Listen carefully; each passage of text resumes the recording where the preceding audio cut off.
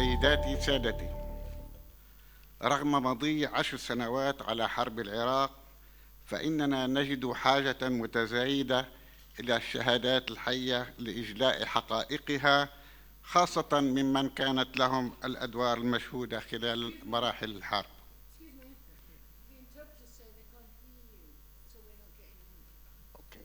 I'll try it again. مسموع الصوت الآن للمترجمين. سيداتي سادتي،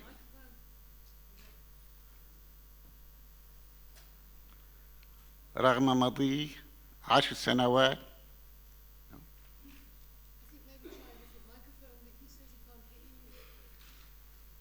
They should.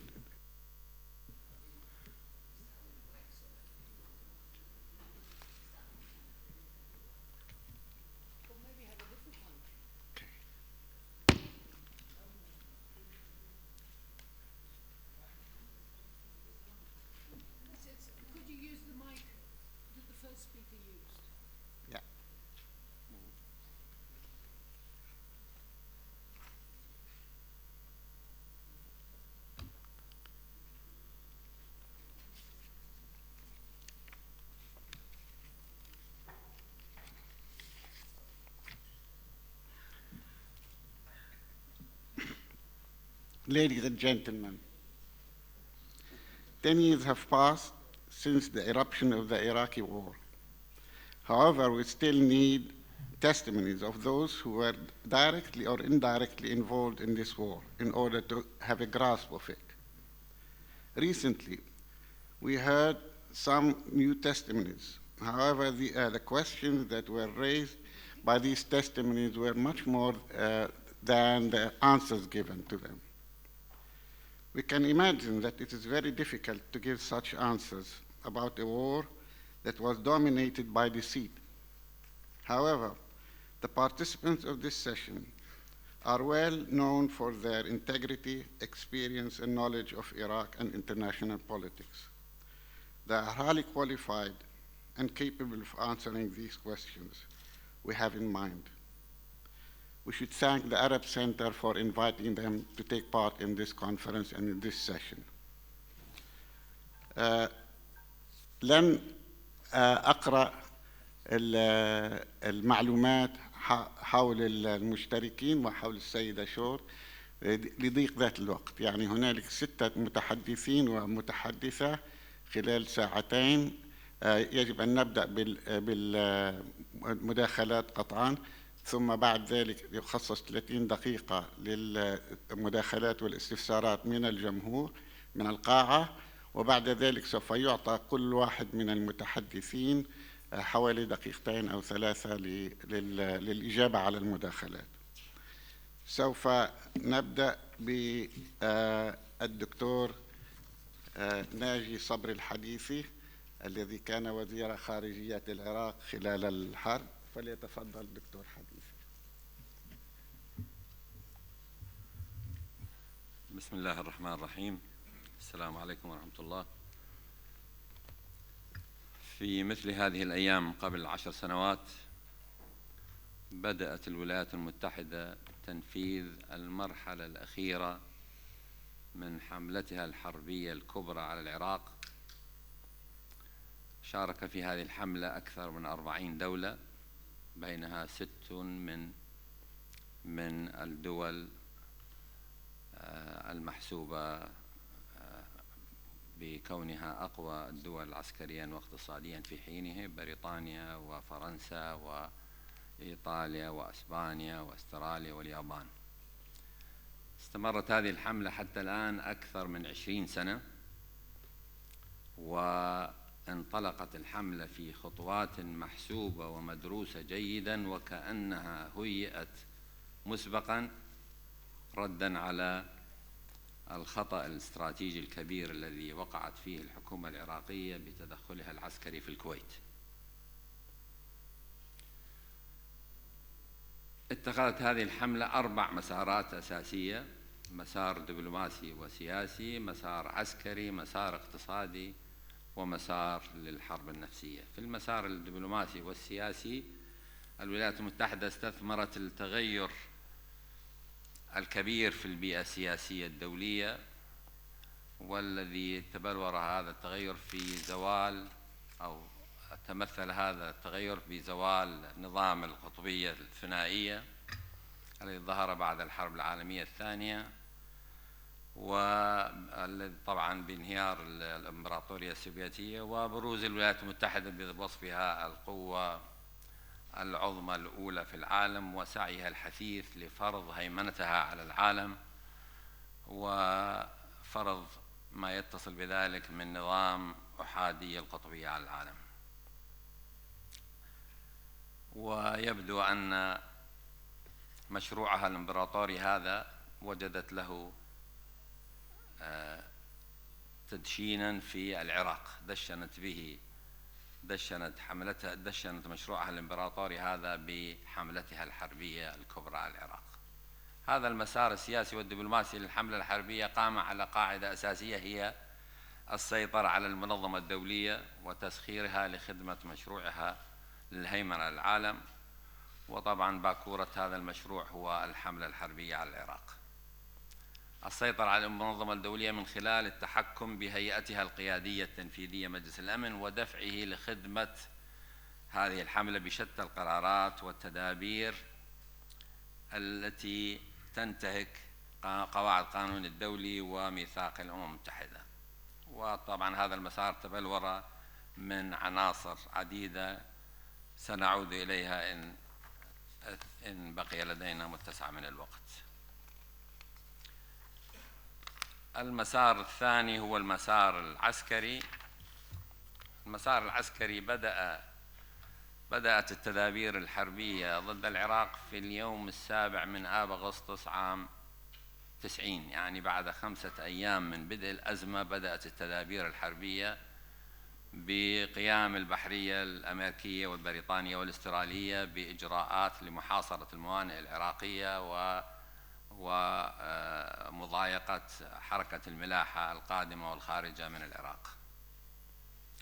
وأصدر مجلس الأمن للتغطية على هذا العمل غير المشروع، على استخدام القوة هذا غير المشروع، أصدر مجلس الأمن قرار 665 في 25 من آب أغسطس للتغطية على هذا العمل وتوفير غطاء دولي له. هذه التدابير الحربية التي بدأ بهذا المسار كانت مقدمة ل3 حروب.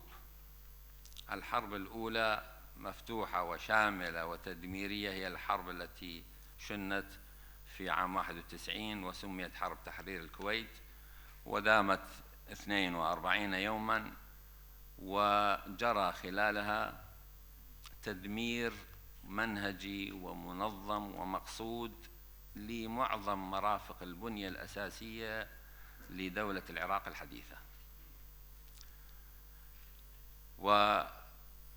وخير ما يصف الحالة الناجمة عن هذه الحرب تقرير بعثة الأمم المتحدة برئاسة السيد ماري اهتساري التي زارت العراق في 7 من آذار مارس عام 91، والتي وصفت العراق بأنه يمر بوضع شبيه بما يحدث يوم القيامة، وقال أن العراق أعيد إلى عهد ما قبل الصناعة نتيجة هذه الحرب. ثم بدأت حرب ثانية هي حرب استنزاف. هذه الحرب دامت 12 عاما من آذار مارس 91 حتى آذار مارس عام 2003. حرب الاستنزاف هذه اشتملت على 6 اعتداءات عسكرية كبرى على العراق، 1 في آذار مارس عام 91 و2 عام 93 و1 عام 96 وعدوان جوي واسع النطاق في أواخر عام 98 وعدوان آخر في عام 2000. ومن الطريف المحزن أن يقول الرئيس الأمريكي السابق بوش عندما سئل عن آخر اعتداء عسكري على بغداد في عام 2000 لماذا قمتم بهذا العدوان؟ قال إنه إجراء روتيني. ثم بعد هذه الحرب الاستنزاف جرت الحرب الثالثة عام 2003 والتي نحن بصددها في هذا المؤتمر. المسار الثالث هو المسار الاقتصادي. في إطار هذا المسار شنت الولايات المتحدة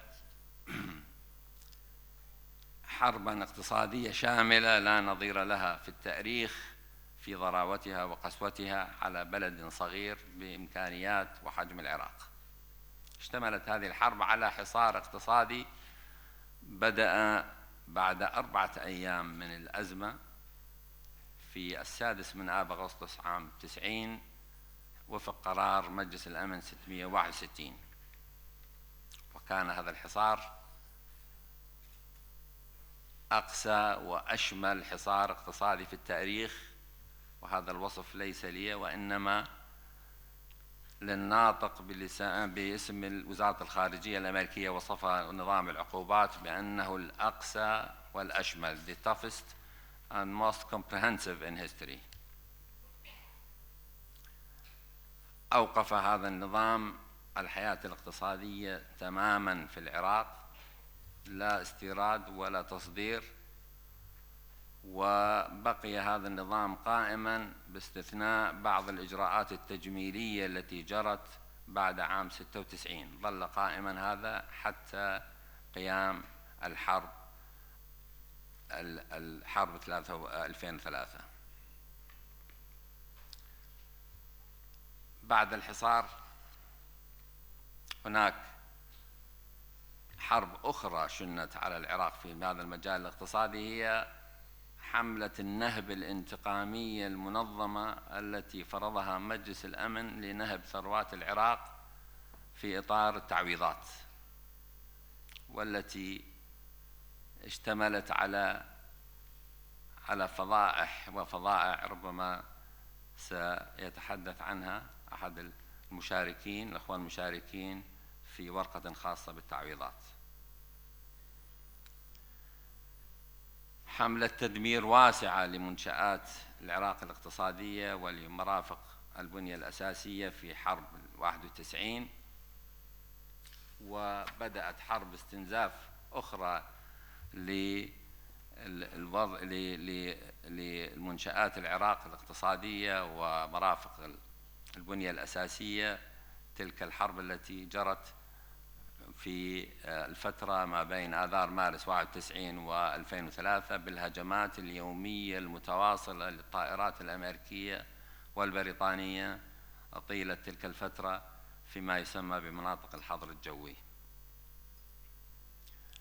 ثم هناك عامل آخر أو عنصر آخر في هذه الحرب الاقتصادية هو التدمير المقصود والمنهجي الذي قامت به فرق التفتيش لمنشآت صناعية جبارة بناها العراقيون، وكان يمكن أن تحول هذه المنشآت الصناعية إلى القطاع المدني، ولكن الرغبة في الانتقام من العراق كانت هي التي تحرك فرق التفتيش لتدميرها، وفعلا دمرت منشآت صناعية ضخمة.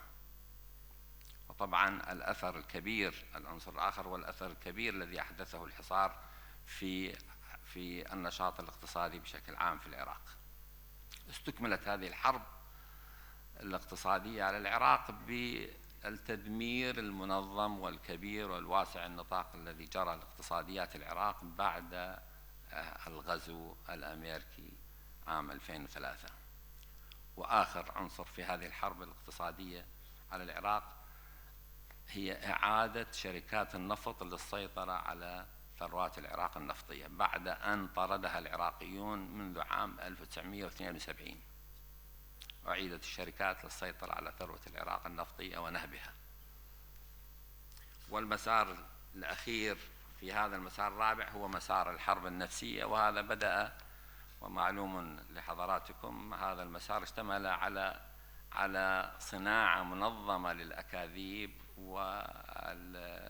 والافتراءات التي قصد منها تضليل الرأي العام الأمريكي والكونغرس والرأي العام العالمي لتسويغ هذه الحملة الحربية، بدءا من كذبة الحاضنات إلى أكاذيب امتلاك العراق لأسلحة الدمار الشامل والتعاون مع القاعدة.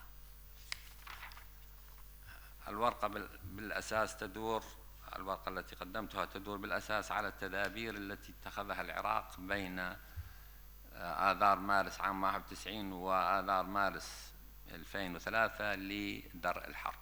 منذ اليوم الأول لتوقف الحرب الأولى حرب 91 بدأ العراق يواجه خطر حرب جديدة، وقد أشار إلى ذلك بصراحة الرئيس الأمريكي جورج بوش في خطابه يوم 28 من شباط فبراير بقوله أنه أمر بتوقف العمليات الحربية، ولكن على العراق أن يلبي شروطا جديدة لكي يتحول هذا التوقف إلى وقف دائم لإطلاق النار. وهذه الشروط التي ذكرها الرئيس الأمريكي نص عليها بعد يومين بقرار لمجلس الأمن رقمه 686، ولكن لم تتوقف الحرب. لم يصدر مجلس الأمن قرارا بوقف إطلاق النار، بل كانت هناك نية مبيتة لإصدار قرار 687 الذي هو معاهدة فرضت بها من خلالها الولايات المتحدة شروطها كدولة منتصرة على العراق من خلال مجلس الأمن. هذا القرار 687 قرار تاريخي لا سابق له في حجمه ولا سابق له فيما اشتمل عليه من انتهاكات لميثاق الأمم المتحدة والقانون الدولي.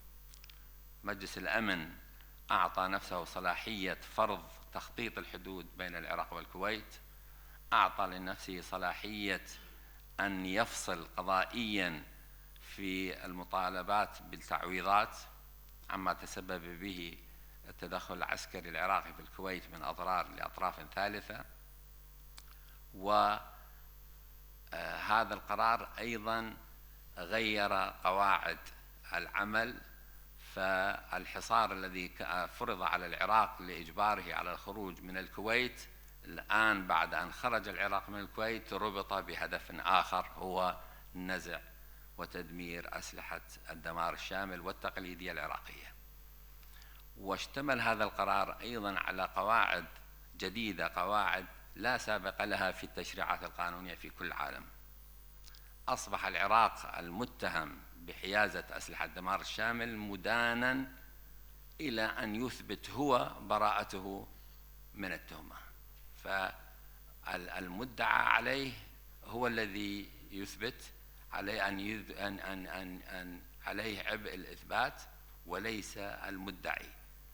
فعلى العراق أن يبذل الجهد لكي يقدم الدليل على براءته من تهمة حيازة أسلحة الدمار الشامل. ومن الحكم هنا؟ الحكم هو الخصم نفسه، الولايات المتحدة وبريطانيا اللتان كانتا تتحكمان بفرق التفتيش هما الخصم وهما الحكم. ولذلك كان من المستحيل أن تعطي لجان التفتيش وفرق التفتيش أو مجلس الأمن بيانا أو قرارا بامتثال العراق وتلبيته للشروط التي فرضها قرار 687. بدأ العراق طبعا بهذا القرار الذي اشتمل على 26 فقرة في الديباجة و33 فقرة في فقرة عاملة. في آخر فقرة من فقراته الفقرة 33 اشترط على العراق لسريان وقف إطلاق النار أن يوافق على ما ورد فيه من أحكام ظالمة ومتعسفة، وكان لم يكن أمام العراق إلا خيار واحد هو الموافقة على القرار أو التعرض لحرب جديدة. وما تزال جروح الحرب الأولى قائمة وما يزال الحصار الاقتصادي قائما. فاضطر العراق للموافقة على هذا القرار وعمل على تلبية المتطلبات الواردة فيه. فبالإضافة إلى الاعتراف بموضوع الحدود والقبول بالتعويضات، مبدأ التعويضات وكل الإجراءات الأخرى، بدأت قضية نزع السلاح. وفي هذه القضية بدأ العراق التنفيذ بمحاولة لتقصير زمن الحصار من خلال التنفيذ المباشر بدون حضور أو قبل حضور مفتشي الأمم المتحدة للأسلحة التقليدية، وهي الصواريخ ذات البعد الذي يزيد على 150 كيلومترا، وللبرنامج البحثي في ميدان الأسلحة البيولوجية. وبدأ العراق بهذا التدمير، وأصبح هذا التدمير الذي قامت به جهات عراقية سب على العراق، حيث بدأت لجان التفتيش تطالب العراق بتقديم دليل على ما دمره. وتميزت تلك الفترة بتغيير مستمر بقواعد العمل وتقلبات في اللجنة في فرق التفتيش، وقامت فرق التفتيش باستفزازات كبيرة بمهام تجسسية بتشجيع وتحريض الولايات المتحدة وبريطانيا على شن الاعتداء على العراق. كل هذا دفع العراق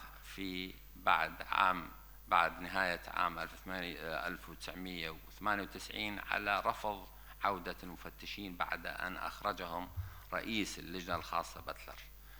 وساد في العراق جو وشعور بالمرارة يعني جو رسمي وشعبي، وإحساس بالمرارة من موضوع المفتشين والتعاون مع الأمم المتحدة. في عام 2001 في منتصف هذا العام جرى تغيير في المؤسسة الدبلوماسية العراقية، وقام العراق من جديد بالانفتاح الواسع على الأمم المتحدة والسعي لإسقاط الذرائع، وجرت جولات مفاوضات جديدة مع الأمانة العامة للأمم المتحدة ووكالاتها المتخصصة بموضوع نزع السلاح. وبعد 11 من أيلول وطبعا وبدء الإدارة الأمريكية بالتنويه بأن العراق هو يقف وراء هذه الهجمات، وزادت حدة المطالبة بإجراءات ضد العراق. في منتصف عام 2000 أو في الشهر التاسع من عام 2002 وأثناء انعقاد الدورة العامة للجمعية العامة للأمم المتحدة، هيأت الولايات المتحدة لمشروع قرار جديد يجيز شن الحرب على العراق. وكنت أنا موجودا آنذاك في الولايات المتحدة في نيويورك في الأمم المتحدة، وعرفت بوجود هذا المشروع القرار، واتخذت إجراء بإعادة المفتشين بعد الاتصال طبعا بالقيادة العراقية بإعادة المفتشين إلى العراق وإحباط ذلك المشروع. المهم أن الولايات المتحدة عملت وبمساعي حثيثة لفرض قرار يجيز شن الحرب على العراق، لكن الانفتاح الكبير الذي مارسه العراق إزاء نشاطات الأمم المتحدة وإعادة المفتشين منعت الولايات المتحدة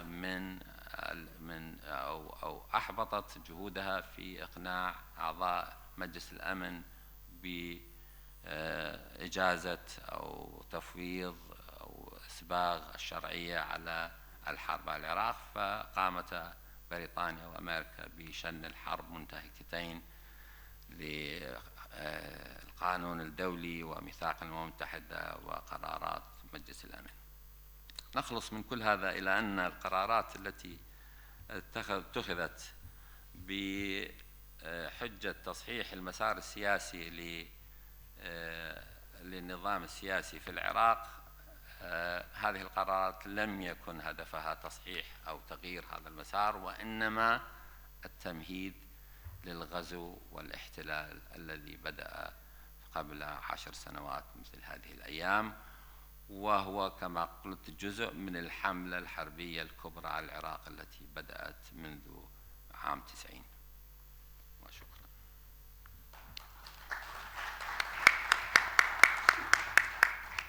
شكرا دكتور ناجي على هذه المداخلة وهذه الشهادة.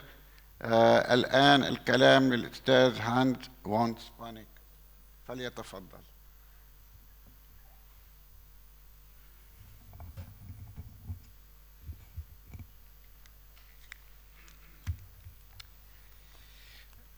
Thank you, Mr. Chairman. I would like to start just with a word of thank you to Dr. Azmi Bishara for having taken this important initiative.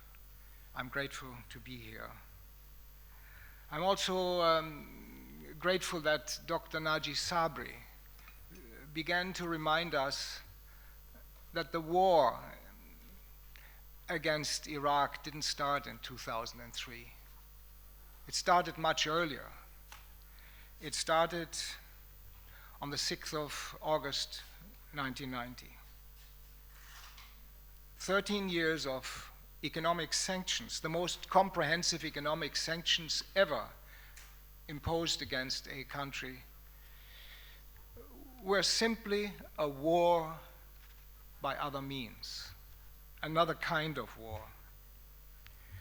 And if you look back, and I want to spend just a moment on this period, if you look back, you can see that the initial years of Iraqi suffering from 1990 to 1995, Iraqis were totally dependent on outside donations, small donations, inadequate donations. There was no contribution from the United Nations. It was just the international community that donated.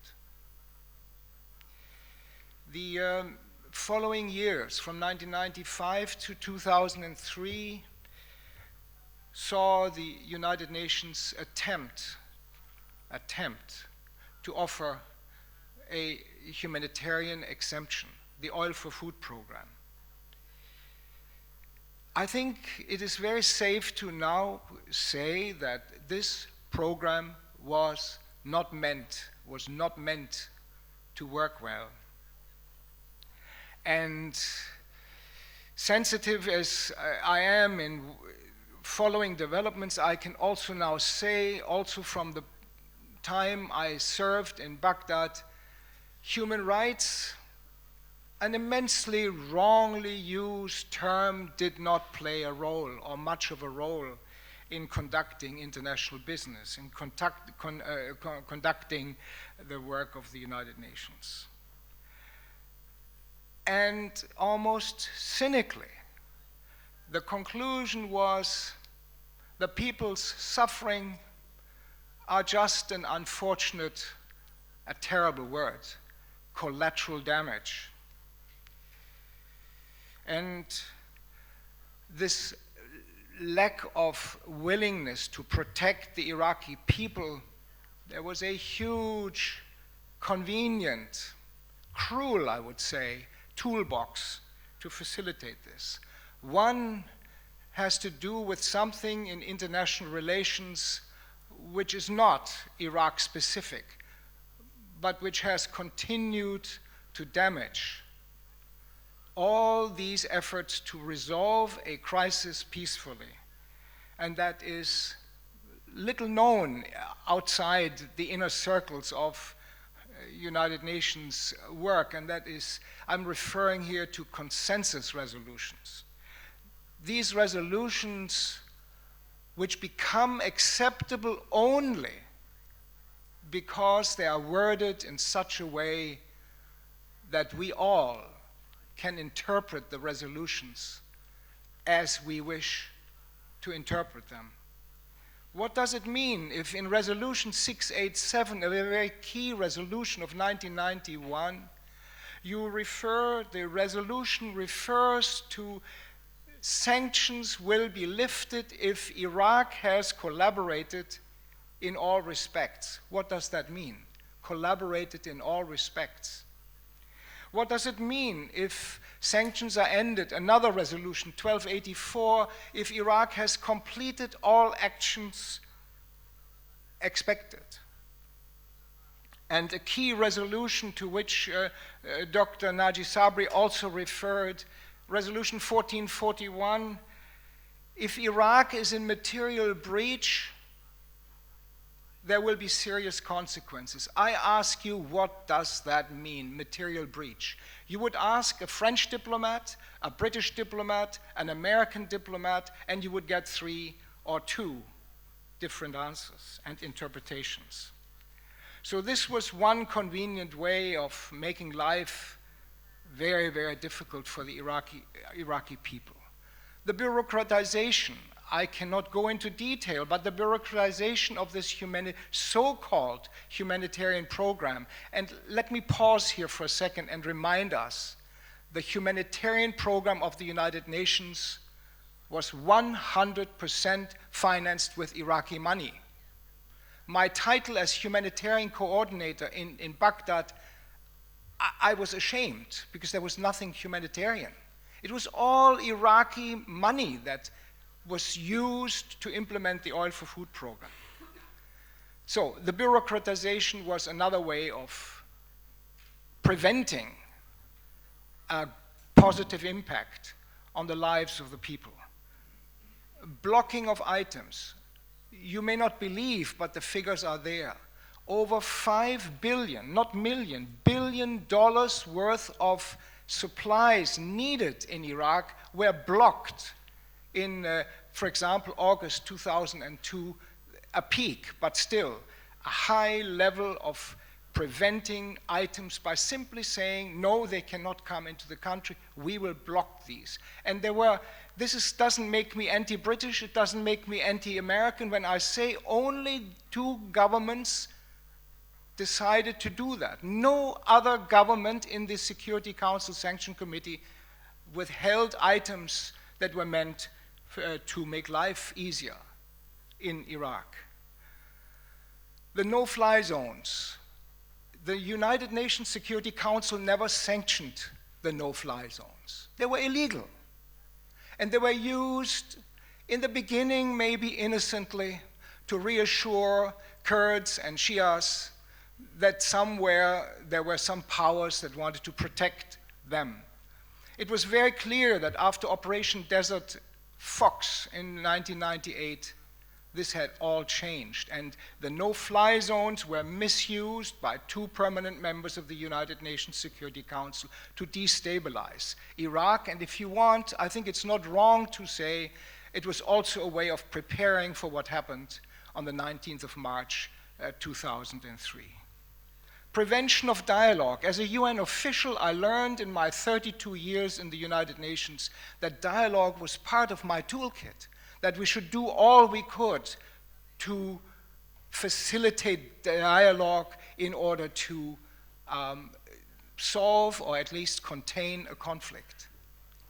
And Dr. Naji Sabri, I'm sure I refer to him again, will remember when the government of Iraq put together a dossier of all the issues, the military, the economic, the humanitarian issues, in a pamphlet, and the response from Colin Powell was, when he was given this booklet in early 1999, I think it was, and he said, I don't need to look at it, I know what is in it, we know what they want. So there was no receptivity for dialogue. And one of the toughest obstacles in trying to make the world realize what was really happening in Iraq, well, was dis and misinformation that was all the time being channeled into the media. I think you have many examples. I just want to remind us, you are all well aware, many of you much better than I am, of what was happening. But the date 5 February 2003, the television cameras of the world were directed on Colin Powell as he presented his case against Iraq in the Security Council. And we know how dishonest this presentation and how fateful this presentation was for the destiny of Iraq. And the impact, well, the government of Iraq by sanctions was not forced out. On the contrary, the UN was unipolarized. It was dominated by one single member of the Permanent Five, the United States. And the Iraqi people were victimized. There are only two figures I want to present to you, but they are important figures to understand this whole trend towards an even deeper disaster as it evolved. 6.5 years of the Oil for Food program, 6.5 years. There were $43 billion as reported by the UN available, 43 billion. $28 billion were actually utilized. You can ask me later why the difference between 43 and 28.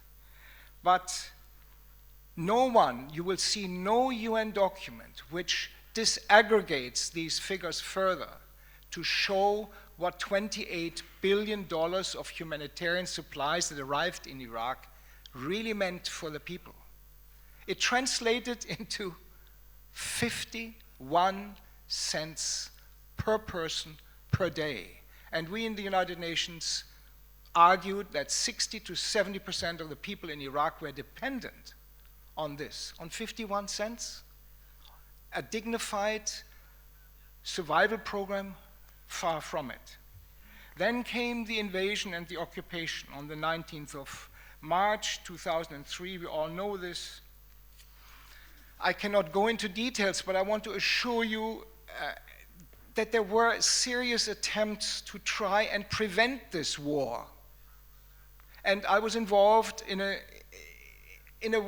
quite a direct way, I must say, in two of these attempts. One involved Nelson Mandela, Jimmy Carter, and Matti Ahtisaari, a colleague of mine before he became president of Finland, and the German Chancellor Schröder and the French President Chirac.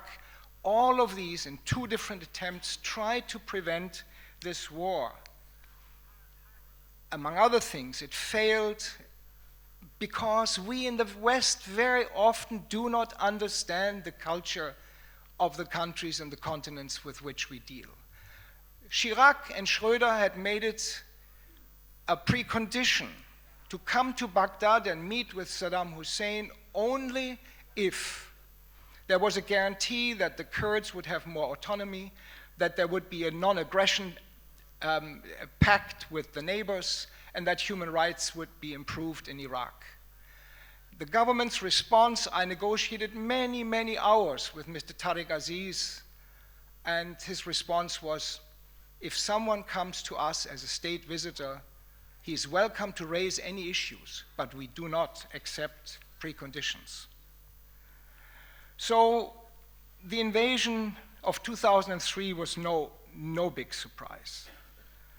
Important is that yet again, what was meant to be an enabling resolution was not an enabling, it was an enabling in a way resolution because it was a consensus resolution, material breach, serious consequences, and the way it was used.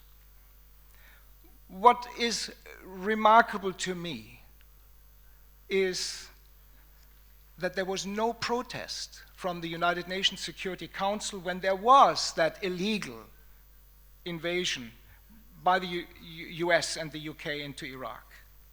Worse, much worse, I would say, a few weeks, 2 months, in fact, after the invasion was over, in May 2003,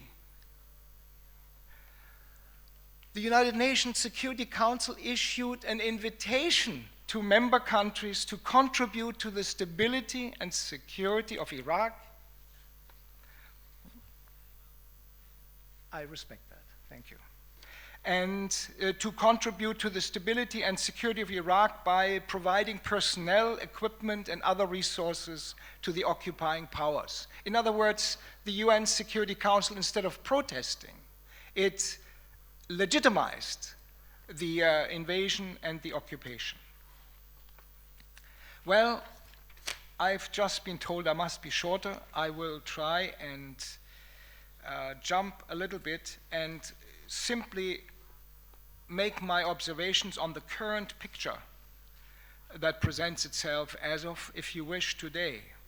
We can say for Iraq, as a result of this horrific application of wrong policies and wrongdoing, today we see ethnic tensions. We see sectarianism as a major element in all aspects of Iraqi life. We see, unfortunately, with few exceptions, maybe my neighbor, I can say the Guardian of the UK has been among the few who have referred to the targeted, deliberate killing of academics and professionals in Iraq. There are lists available to the Brussels Tribunal, for example, it's represented here, of over 1,000 professionals that have lost their life. I can go on through a long list ranging from the fact that Iraqis almost a quarter of Iraqis are poor today. 28% are unemployed. And to me, almost unbelievable, 14% of the Iraqis are orphans today. Orphans, most of which since 2003. There's drug abuse, there's corruption. I can go into details. And the conclusions, well, I would say dictatorship, war, sanctions, invasion, occupation, and there is today an enormous governance chaos, a broken nation that we witness. International law has been flouted, the UN has been paralyzed. I would say nothing about the Arab League, and I'm coming now very quickly to the end, because after all, this is meant to be an academic meeting, and I would say there is an enormous amount of research that needs to be done, where we don't have the full picture, and we must have the full pictures. I think we owe this to the Iraqi people, and we owe it also to intellectual honesty, that we are looking more carefully into a number of issues that are not clear yet. Just to mention a few, and then I will come to the end. I would say it is not at all clear yet what the role was of the UN Secretariat, the Secretary General, what the roles were of the government of Iraq, the Kurdish regional government, the Iraq National National Council, that is the opposition groups. What the role was, I could tell you hours about the involvement of intelligence agencies in my office in Baghdad. It's not clear yet. And politicians and scientists have shied away from looking at the impact of depleted uranium and white phosphorus. Of impact, we have a paper on the Compensation Commission. On the impact of UN oil oversight, a very, very tough decision. And I do not like to speak against colleagues. What Ambassador Butler and his work in the war, in the disarmament group of the United Nations is despicable, and has to be looked at in great detail so that we know the full picture. Major topic, I would say, and that's really my last observation, a major topic that needs to be looked at by academic research is the question of what kind of war crimes and crimes of torture were performed during and after the invasion in Iraq. And there is, and that is, I want to end on a positive note, there is good progress after 7 years of hard work in Kuala Lumpur by Dr. Mohammed Mahathir. Whatever you may think about him politically, there is one unquestionable achievement, and that is we have evidence. We have interviewed, I'm a member of the War Crimes Commission on Iraq, and we have solid evidence by having interviewed with torture victims and other war crime from Abu Ghraib, from Camp Cropper, from Bagram, from Guantanamo. And this is now at a stage where, with help from outside, we want to transfer this knowledge, the scientifically assembled knowledge, from a court of conscience in Kuala Lumpur to an international court, normal legal court, and for that we have good support. Thank you, Mr. Chairman. Thank you, sir, for your enlightening contribution. قبل الانتقال إلى المتحدث الثالث حسب البرنامج المقرر وهو الدكتور مؤيد الونداوي، أود التذكير بأن في نهاية بعد انتهاء المداخلات الرئيسية سوف يفسح المجال أمام المداخلات من القاعة، إلا أنه سوف تعطى الأولوية لمن يرسل طلبا بإذن الكلام أولا بأولا، يعني حسب الأسبقية في إرسال الطلبات. وشكرا. الكلام الآن للدكتور مؤيد الونداوي، فليتفضل. شكرا سيدي رئيس الجلسة. بسم الله الرحمن الرحيم. أتذكر 10 سنوات كعراقي في أي زاوية ندلي شهادتي، فالشهادات كثيرة، ولكنني سأبتدئ من حدث ربما يدركه زميلي الدكتور عزمي بشارة. عندما غادر المندوب السامي البريطاني القدس عام 48 لم يجد من يسلمه مفتاح مكتبه، فوضعه تحت دورمات المكتب وغادر فلسطين. في العراق يتكرر المشهد.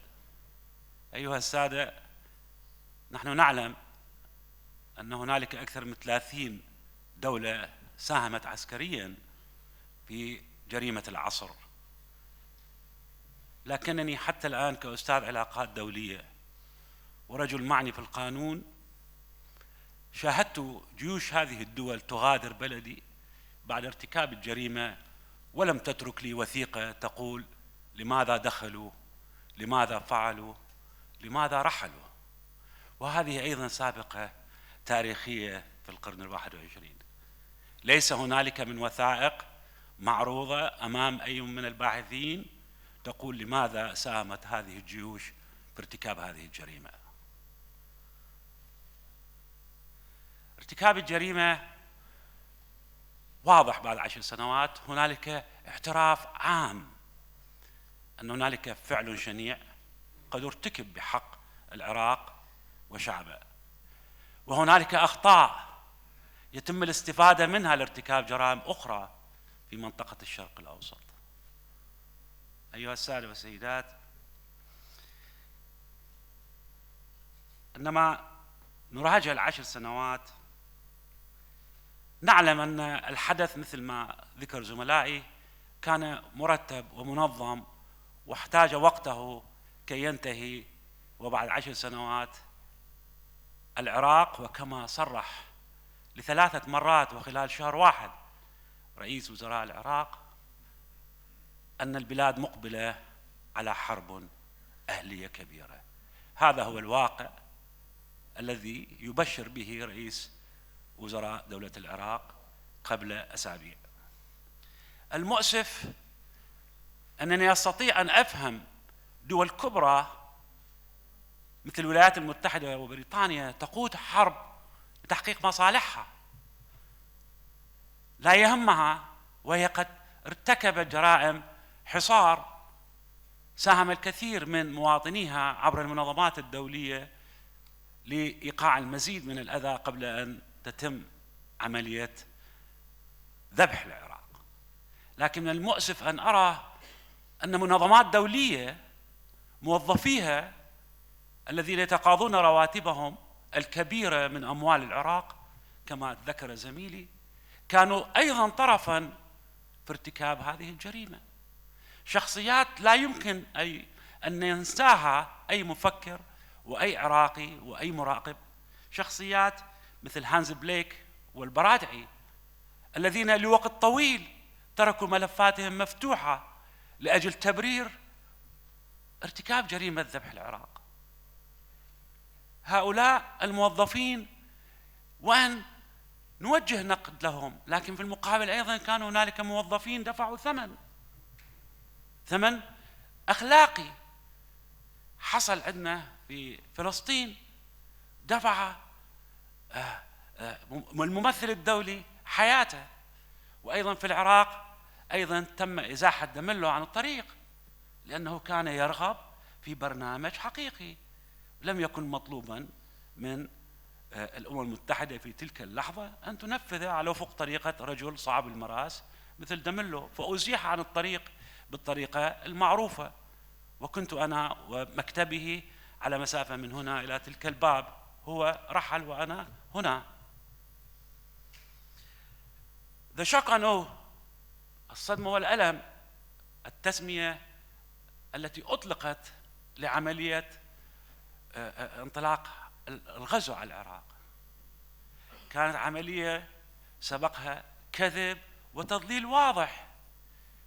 إذا كان باول قد كذب في الأمم المتحدة في المشهد الساخر اللي شفناه واللي عقبنا عليه بدقائق بعد ما انتهى أن التاريخ سيكشف من هو الكاذب الحقيقي في هذه القصة، كان هذا ردي له بعد دقائق. لكن أيضا كذب كبير حصل. بوش في أول بيان له عند تنفيذ الضربة قال وجهت صواريخي على مكان سقط في بغداد، والله وقعت على الصواريخ على مكتبي أنا اللي غادرته قبل سنة. قال كان هنالك صدام حسين، وهذا لم يكن حقيقة. ثم جاء الغزاة إلى البلد، المشهد 9 نيسان، أنا بالنسبة لي 10 نيسان، لأني أنا شاهدت كيف قاتل الرئيس صدام حسين آخر معاركه وهو رئيس الدولة بوضعه لا يزال، ومعه مجموعة من المقاتلين العرب والعراقيين، وكان هذا في حي الأعظمية وقد وثقناه جيدا. كانت آخر مشهد للرئيس العراقي يغادر ساحة معركة، مجموعة من شبان الحي أوقعوا خسائر بالجيش الأمريكي في محيط جامع الإمام أبو حنيفة. ثم جاء جيش آخر، جيش من الكذابين، هم أجهزة الإعلام الذين في معظمهم التحق مع الدول التي ساهمت في الحرب. هؤلاء جاءوا في مهمة أخرى هي التضليل الإعلامي. من المؤسف أن هنالك شبكات عربية وأخرى تابعة له الإسلامية ساهمت جميعها في عملية تضليل كبير لأجل تبرير عملية غزو العراق وتدميره. ويجب أن لا يترك هذا الموضوع. التضليل الإعلامي مورس على نطاق واسع، ليس السياسيين كانوا فقط هم من يمكن أن ندينهم، بل ممكن أن ندين مؤسسات إعلامية مارست الكذب. أيها السادة والسيدات، أيضا هذه فرصة كانت أن أكون قريبا من كبار الشبكات الدولية الإعلامية، وكنت أطلع وأنا أتجول معهم كيف يتم تدمير بنى العراق. كنت أشاهد بعيني كيف تفتح الأبواب الوزارات والمقرات الرسمية وتدعو الناس للسرقة والحرق والتدمير. طيب أنا كأستاذ علاقات دولية يجب أن أفكر لماذا يجري هذا؟ إذن هنالك ما هو أسوأ. وفعلا كان قد سألني أحدهم عندما تم وقف إطلاق النار عام 91 قالوا ماذا تقول؟ قلت القادم أسوأ، وجاء الحصار. وقالوا لي يوم 9 نفس الشخص ماذا تقول؟ قلت والقادم أسوأ. وتسألوني اليوم أنتم وأنا هنا ماذا تقول؟ أقول القادم أسوأ، وسنرى من هو على صواب ومن هو على خطأ. طبيعي في بغداد أدركنا مبكر أن الإدارة الأمريكية جديدة من خلال بريمر أننا نشهد إعادة بناء الدولة العراقية بشكل جديد ما أسسه البريطانيون في بناء الدولة العراقية المعاصرة لم يأخذ به الأمريكان فيما بعد. أعادوا شكل البناء ليقوم على أساس المحاصصة العرقية والأثنية والطائفية. إذن أنا أدرك وأنا العالم في شؤون بلدي وتاريخه أننا مقبلين على صياغة شكل دولة جديدة يسعى إليها الأمريكان.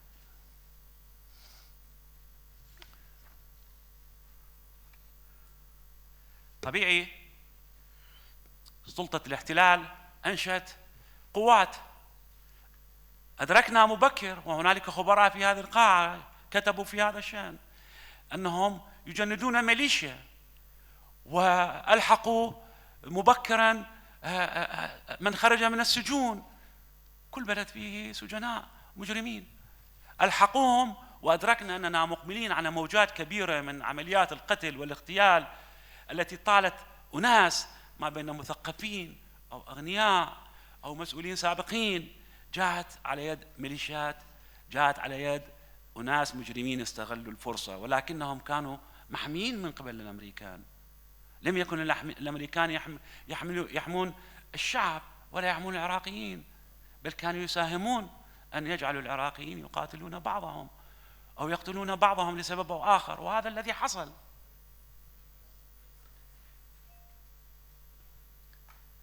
كان واضحا أن متغير كبير يجري في البلاد.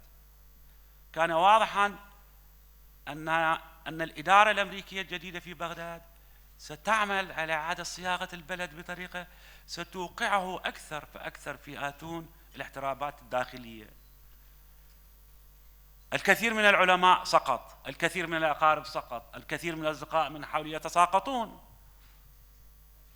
وأخيرا من جاء مع الأمريكان قرر أن هذا يدخل إلى هذا المكان وهذا يدرس وهذا يقتل.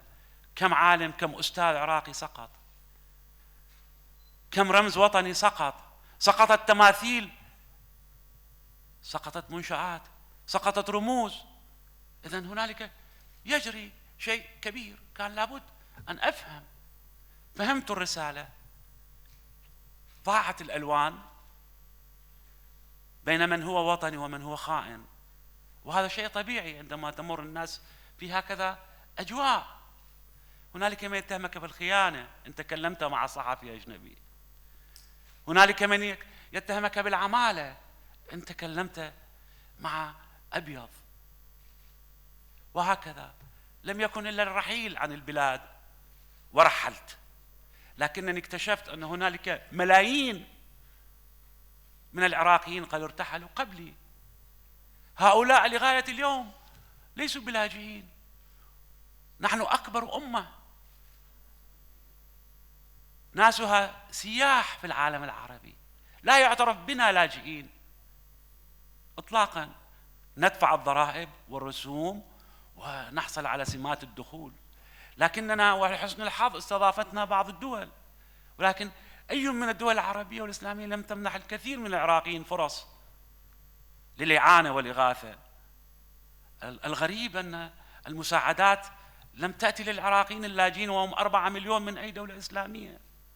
العالم المسيحي هو الذي يساعد أيها الإخوان، العالم المسيحي هو الذي يعطي اللجوء، العالم المسيحي اللي يعطي الجواز. أي من الدول العربية لم تعطي، أي من الدول الإسلامية لم تمنح. هكذا هو وضع الجرائم الذي ترتكب. يجب أن لا نشتم فقط من ذبح العراق، بل من يساهم أيضا في ذبح العراقيين. أرجع أقرأ بريمر، كنت في الأردن ولا أزال، أتيحت الفرصة. 97 قرار بريمر أصدر، اذهبوا وراجعوها. ماذا قدمت قرارات بريمر لإعادة بناء الدولة؟ التفتيت ثم التفتيت، ثم جاء لي بجيوش أخرى مرتزقة، شركات الأمن، حصنها بنفسه عن أي مساءلة قانونية. ولكم في قصص بلاك ووتر الكثير، جيوش أكثر من 30,000 مرتزق يقتل ويذبح ليس من حساب. هل سمعتم هذا؟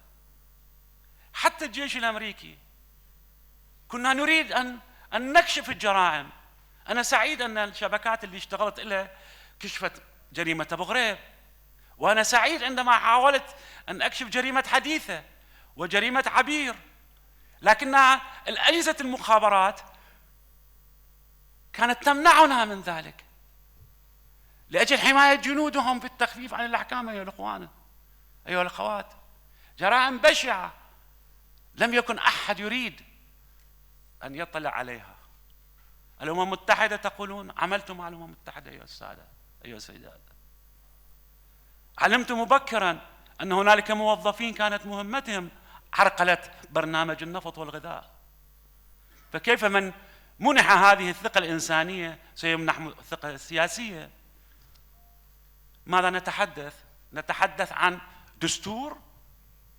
الدستور، خبير الدعم الدستوري قال هذا ليس وثيقة، هذه ستكون سبب في أن يذبح العراقيين بعضهم بعض، وهذا ما حصل. مجلس الحكم، قانون إدارة انتقالي، وثائق تنتقد، وتنتقد بكثرة لأنها لم تبني بقدر ما ساهمت في تأزيم الأمر، بقدر ما ساهمت في احتراب أهلي أولي قد ينجم عنه احتراب أكبر.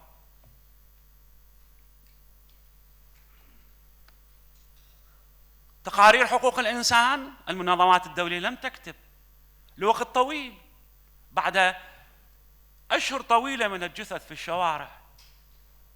من يذبح؟ وأؤكد لكم بحسب اطلاعي كثير من الشهداء قضيوا في معسكرات اعتقال أمريكية، وكانت آخرين من المتعاونين يرمون في جثثهم في الشوارع وعلى المزابل. هذه معلومات دقيقة نتكلم عنها بعد 10 سنوات، لكن في تلك الفترة لم يكن أحد يتكلم عن حقوق الإنسان. أي من التقارير لم تظهر قبل عام 2006، وأول موظف دولي كتب في حقوق الإنسان تم طرده من وظيفته لأنه تحدث ببساطة. اليوم الأمم المتحدة تتحدث كثيرا عن حالة حقوق الإنسان في العراق. في السنة الماضية 11,000 قتيل، في الشهر الحالي 1600 قتيل وجريح، ولكنهم لوقت طويل أصروا أن لا يكتبوا، لأن من يكتب عليه أن يمرر وثائقه أمام السفيرين البريطاني والأمريكي قبل أن تطلق للعلن. ما لم تحصل موافقة هذين السفيرين لا يمكن أن يتحدث أحد عن حقوق الإنسان يا سيدي. أخيرا نقول 10 سنوات نحن ندرك أن هنالك جريمة وقعت، وأن هنالك إصرار بعدم الاعتذار، وأن هنالك من لا يطالب في بلدي بمثل هذا الاعتذار، ولكننا كمثقفين عراقيين ونخب عربية يجب أن نصر أن نسترجع حقنا بأن تعتذر الدول عما ارتكبت من جريمة بحق بلدي وشعبي. وشكرا. شكرا دكتور الونداوي. الكلمة الآن للدكتور الحمداني.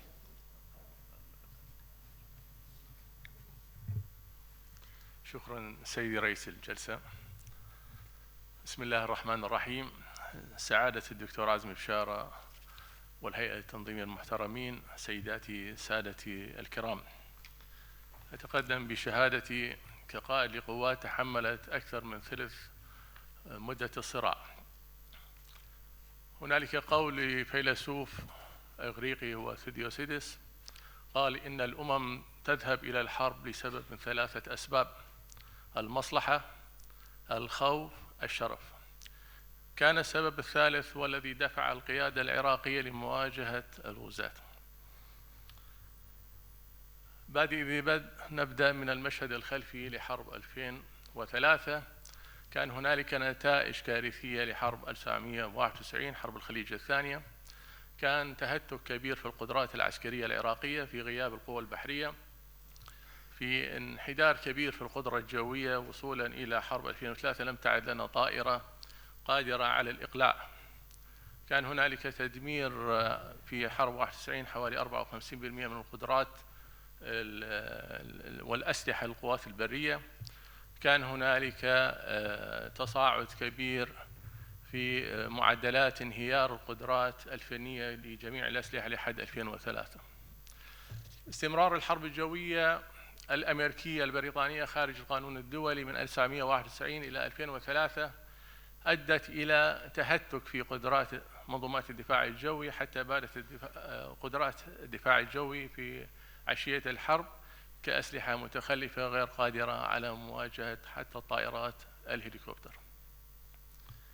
كذلك كان هنالك تأثير سلبي للحصار الاقتصادي الكبير والمحكم على العراق في عدم تطوير وإمكانيات منظومات التسليح العراقية. كان هنالك الأبواب مشرعة أمام زمر التفتيش الدولية، والتي قامت بتدمير كافة مرتكزات البنى التحتية للصناعة العسكرية العراقية. كان هنالك الكثير من التأثيرات السلبية والمادية والإنسانية على المجتمع العراقي ومنه مجتمع القوات المسلحة. كان هنالك الاستغلال البشع لأحداث 11 سبتمبر والاتهامات الباطلة التي تهم بها العراق، وهي كلها عارية عن الصحة، وبلغت الكذب أو الافتراءات أكثر من 925 كذبة. في 18/12/2002 أصدر لنا أول توجيه سياسي للخطط، وكان موضوع فكرة الحرب. كان هنالك بعض الملاحظات لأن الاطمئنان الكبير للقيادة السياسية للموقف الدولي والموقف الأوروبي إن الحرب لن تقوم، وإذا قام سوف تكون محدودة وليس حرب مصير. كان انفتاح القوات المسلحة العراقية بتقسيم العراق إلى 4 مناطق: منطقة شمالية ومنطقة وسطى ومنطقة الفرات الأوسط والمنطقة الجنوبية، بقيادة قادة سياسيين، وهذا نقل ميكانيكي لتجربة الاتحاد السوفيتي في الحرب العالمية الثانية. وكانت الظروف غير متشابهة، وكان اعتبار بغداد ستالينغراد أخرى، وكان هنالك أكثر من رأي في الاعتراض على هذا الموضوع، لأن ستالينغراد لم تكن موسكو. فالهدف الاستراتيجي الخطير أو السياسي الخطير من الحرب هو احتلال العراق والقضاء على النظام السياسي. فعندما أعلنت القيادة السياسية مكانها في الهدف المحدد، فبالتأكيد كان هنالك خطأ استراتيجي في هذا الموضوع.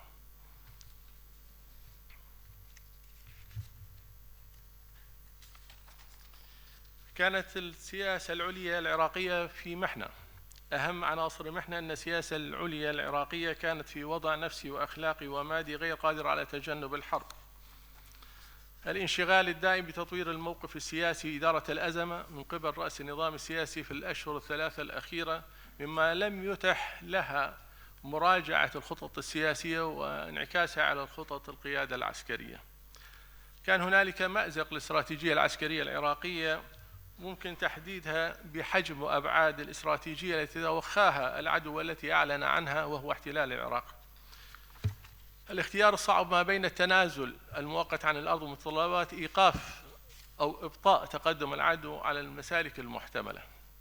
الافتقار إلى أسلحة الردع الاستراتيجية وحتى العملياتية حين أجبرت القيادة العراقية الاستجابة للكتلة الأوروبية والدولية في تدمير ما تبقى لها من أسلحة تشبه أسلحة الردع. الانخفاض الحاد للمعنويات العامة للمقاتلين العراقيين لأسباب عديدة. كان لإعلان القيادة السياسية المباشر بقبول المعركة الحاسمة في بغداد كما ذكرت لكم الحسابات المخطئة بالمقارنة بحرب 1991. الإبقاء على الكثير من القوات العراقية خارج تأثير خيارات تقدم العدو. عدم التقدير الصحيح لاتجاه الجهد الرئيسي للعدو. طبعا لكل حرب هنالك 3 أنواع من الجهد: الجهد الرئيسي والجهد الثاني والجهد الثاني المساعد.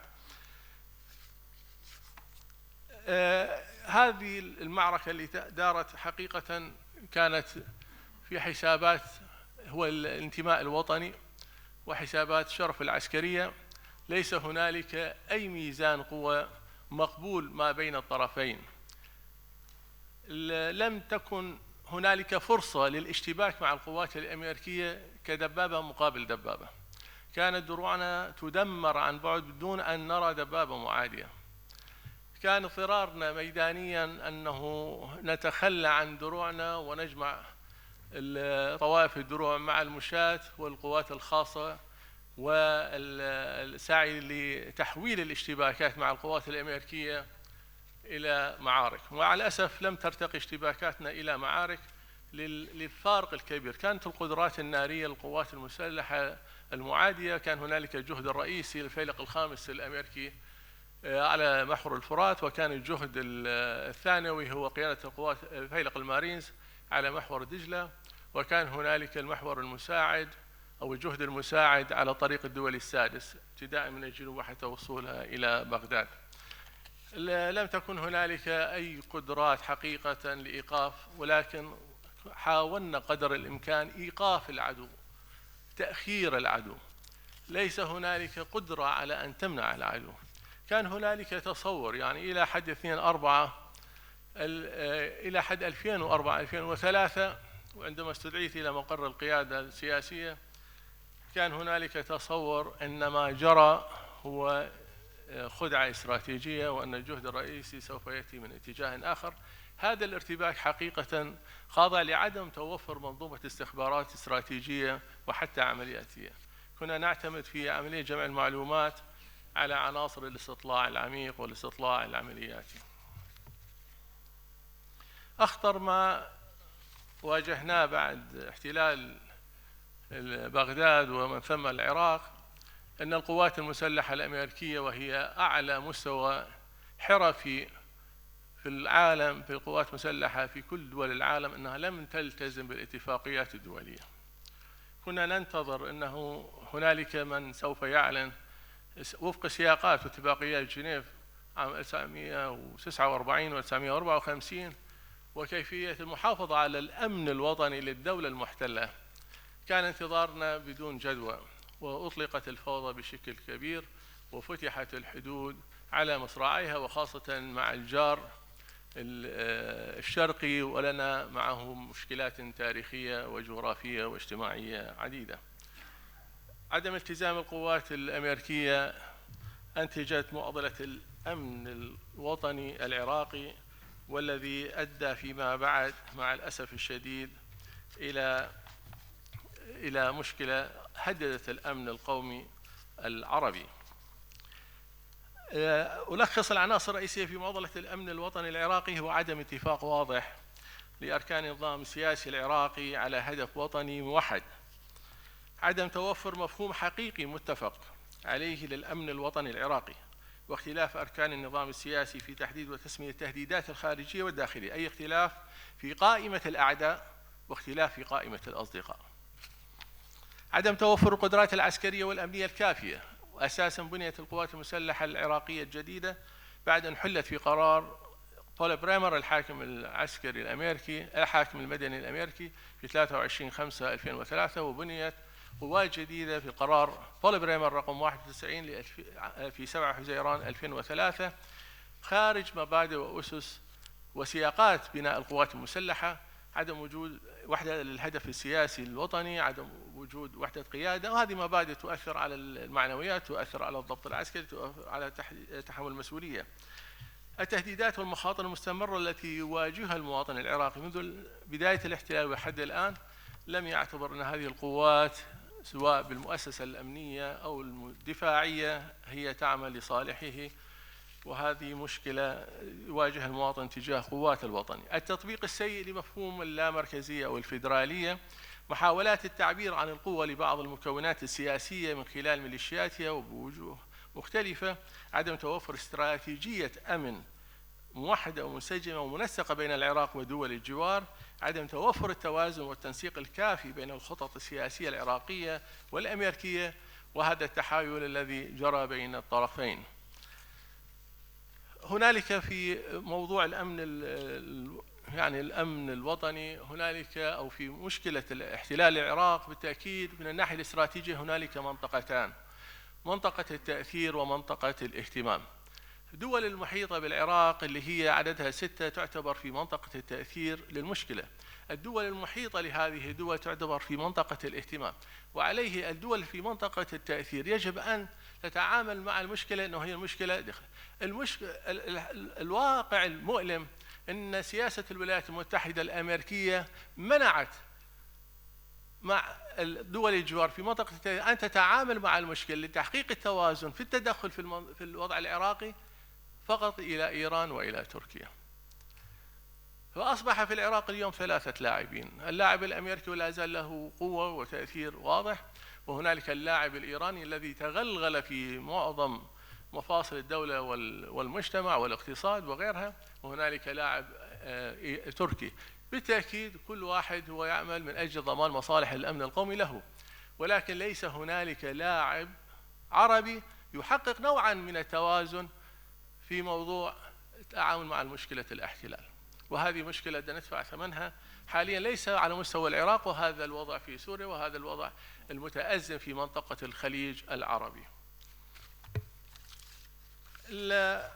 أريد أخلص إلى القول إن ما حدث ولا زال يحدث في العراق كتسونامي لكارثة لم تنتهي بعد، وهذا التسونامي يضرب في أطراف مختلفة وخاصة في منطقة المشرق العربي، وسوف تكون هنالك بالتأكيد نتائج محزنة في تاريخ مجتمعات هذه المنطقة، ويجب أن يكون هنالك حقيقة سياسة أمن قومي مشرقية لمواجهة هذه المخاطر، وتحويل القدرات الحالية من قدرات درع وغيرها إلى قوات ردع، لأنه لم تكن قادرا على ردع عدوك فليس هنالك من ينجدك.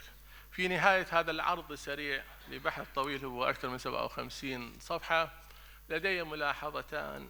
الأولى مع الأسف الشديد كانوا اتهامات باطلة قيادات الجيش أن هنالك من خان، ومع الأسف بعض وسائل الإعلام تداولت هذا الموضوع ابتداء من الحرب النفسية التي قادتها ورافقت الحرب والغزو على العراق من قبل القوات الأمريكية، والذين ادعوا كذبا أن هنالك اتصالات مع كبار قادة الجيش والحرس الجمهوري، وهذا بالتأكيد خارج المنطق. كيف واحد يكشف من يسانده في الداخل؟ واستمر هذا الوضع مع الأسف، لأنه ماكينة الإعلام الرهيبة التي تمتلكها هذه القوة أثرت في الوعي الجمعي للمجتمع العربي أن هنالك خيانات.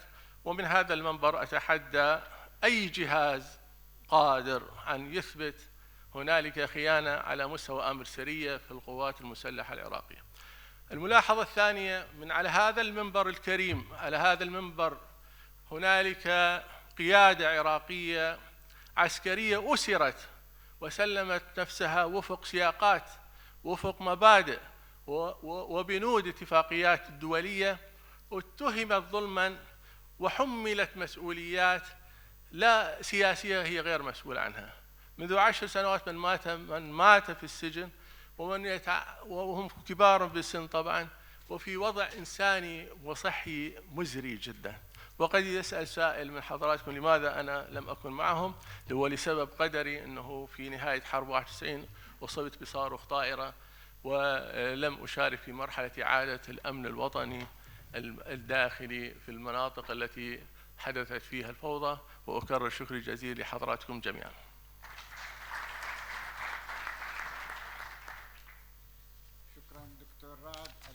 شكرا دكتور رعد. الكلمة الآن للسيدة كلير شورت، فلتتفضل.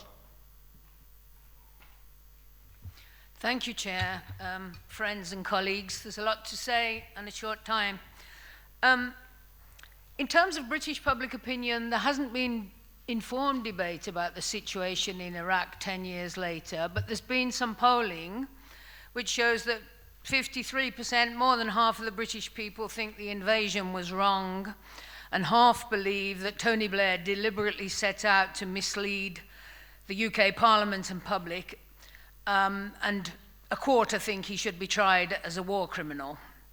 And interestingly, the former chiefs of the defence staff have been publicly critical, both of the US and the failure to make preparations for any stability in Iraq after the invasion, and critical of Tony Blair, the former Prime Minister, which is unusual.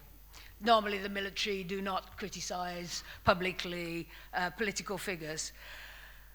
Living through it as a member of the government when the decisions were being taken to go to war, I have to say I've learned a lesson about loyalty. Before, I would have said loyalty is a good quality. And when you're in government, you give some loyalty and respect to the leader of your party and your prime minister. And in the teeth of a serious issue like the possibility of war and the sacrificing and taking of human life, you don't believe that you're being lied to. And all through that process, I believed Tony Blair when he said we will not support any military conflict without specific UN endorsement.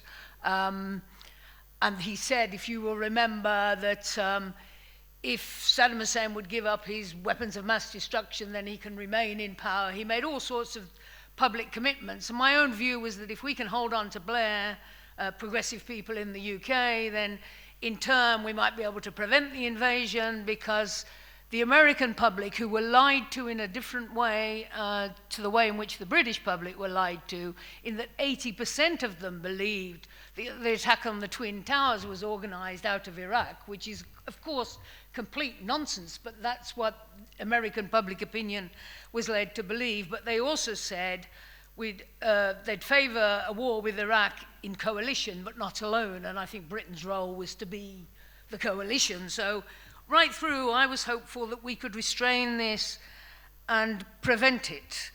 And when it was quite clear that the invasion was going ahead, and when I was about to leave the government, and Tony Blair asked me what would persuade me to stay, and I said, if you can't prevent the invasion, what we have to do is make sure that the post-invasion reconstruction is led internationally with a UN lead, countries that have opposed the invasion involved in supporting the reconstruction. And indeed, there was talk, I don't know if you remember, of armies from the Arab world and the Muslim world keeping the peace so that the reconstruction of Iraq wouldn't be seen as American imposed. Yes, he promised, this he could achieve. President Bush came to visit Northern Ireland, you may not remember, and talked about UN lead 6 times. And this was all pure propaganda from Blair to mislead me yet again, and had no intention of following through on that, despite the fact that the spring meeting of the World Bank, I was the UK governor of the World Bank then, many countries who had opposed the invasion had said they would support an internationalized reconstruction under the leadership of the UN. So I simply say those things to remind you, because of course quite reasonably there's deep anger amongst Iraqi people and across the Arab world about the invasion, that many people of goodwill in countries like the UK were lied to and are not lost as potential allies to try and seek a more just future.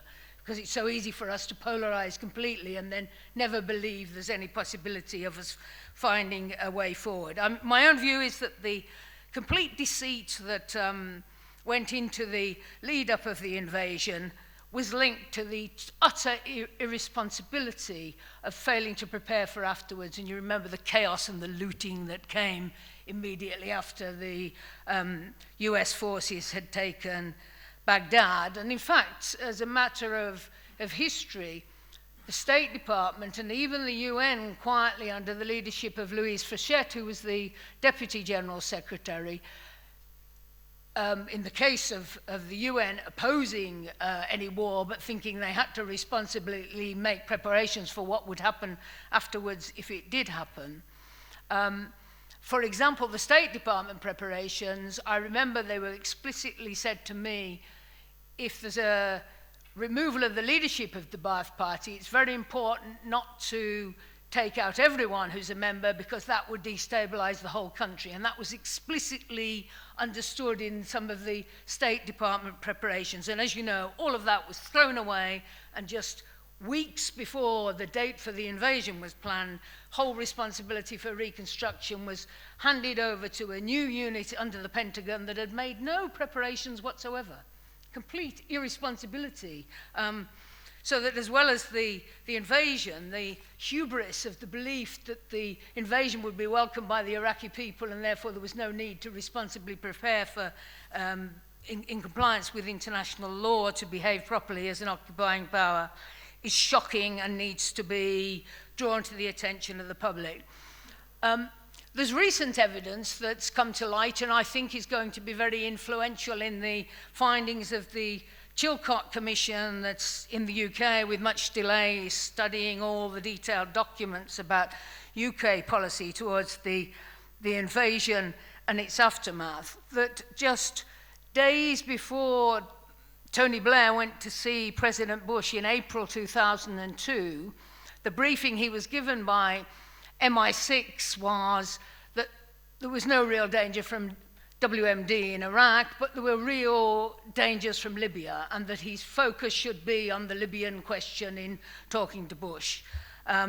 He came back having given his word, we now know, to Bush that he would completely support an invasion of Iraq, so that he turned on his head, starstruck, as they say, or wanting to prove he was a big politician because he could deal directly with the President of the United States or whatever it was. So all this is going to come out as a matter of record, and although the wrong that's being done can't be put right, it is important that the truth and the detailed history is brought out and lessons are learned. It's clear to me now that the US project for the new American century, which I think is on our agenda for later in these sessions, was what explains it all. It was, if you read that document now, the arrogance of it, but these were all the neoconservatives grouping together in their think tanks before they took power, surrounding President Bush, Cheney, Wolfowitz, Rumsfeld. Jeb Bush was one of them, you know, the brother of President Bush and so on. At the end of the Cold War, believing this was a unipolar American moment and that they should arm themselves more and control the whole world and prevent China rising with any power. That's explicitly said within it. And it says in passing, and there were later documents produced, saying, of course, getting rid of Saddam Hussein would be, who was an irritant and had defied American policy, would be beneficial, but that wasn't the main point. The main point was it would enable the United States to have military bases on the Gulf and from there to control the Gulf. And it's shocking to me that those things were written beforehand. And I have to say, in the lead up to the invasion, I was not aware of them. And I think there was a failure in our media and indeed academic community to be aware of that kind of published thinking amongst those who surrounded President Bush when he went into power. So it seems to me, I mean, this is a policy and academic-led conference. We have to learn from history, and we have to write up what happened and be explicit about those who were guilty and the deceit that was involved. But we also have to look for sources of hope and leadership for the future. If 10 years on, all we have to say is it was all terrible and wrong, and we have nothing to say that gives people hope that somehow a better future is possible, then I think we're leading people into more despondency and more suffering, and there's a failure on our part.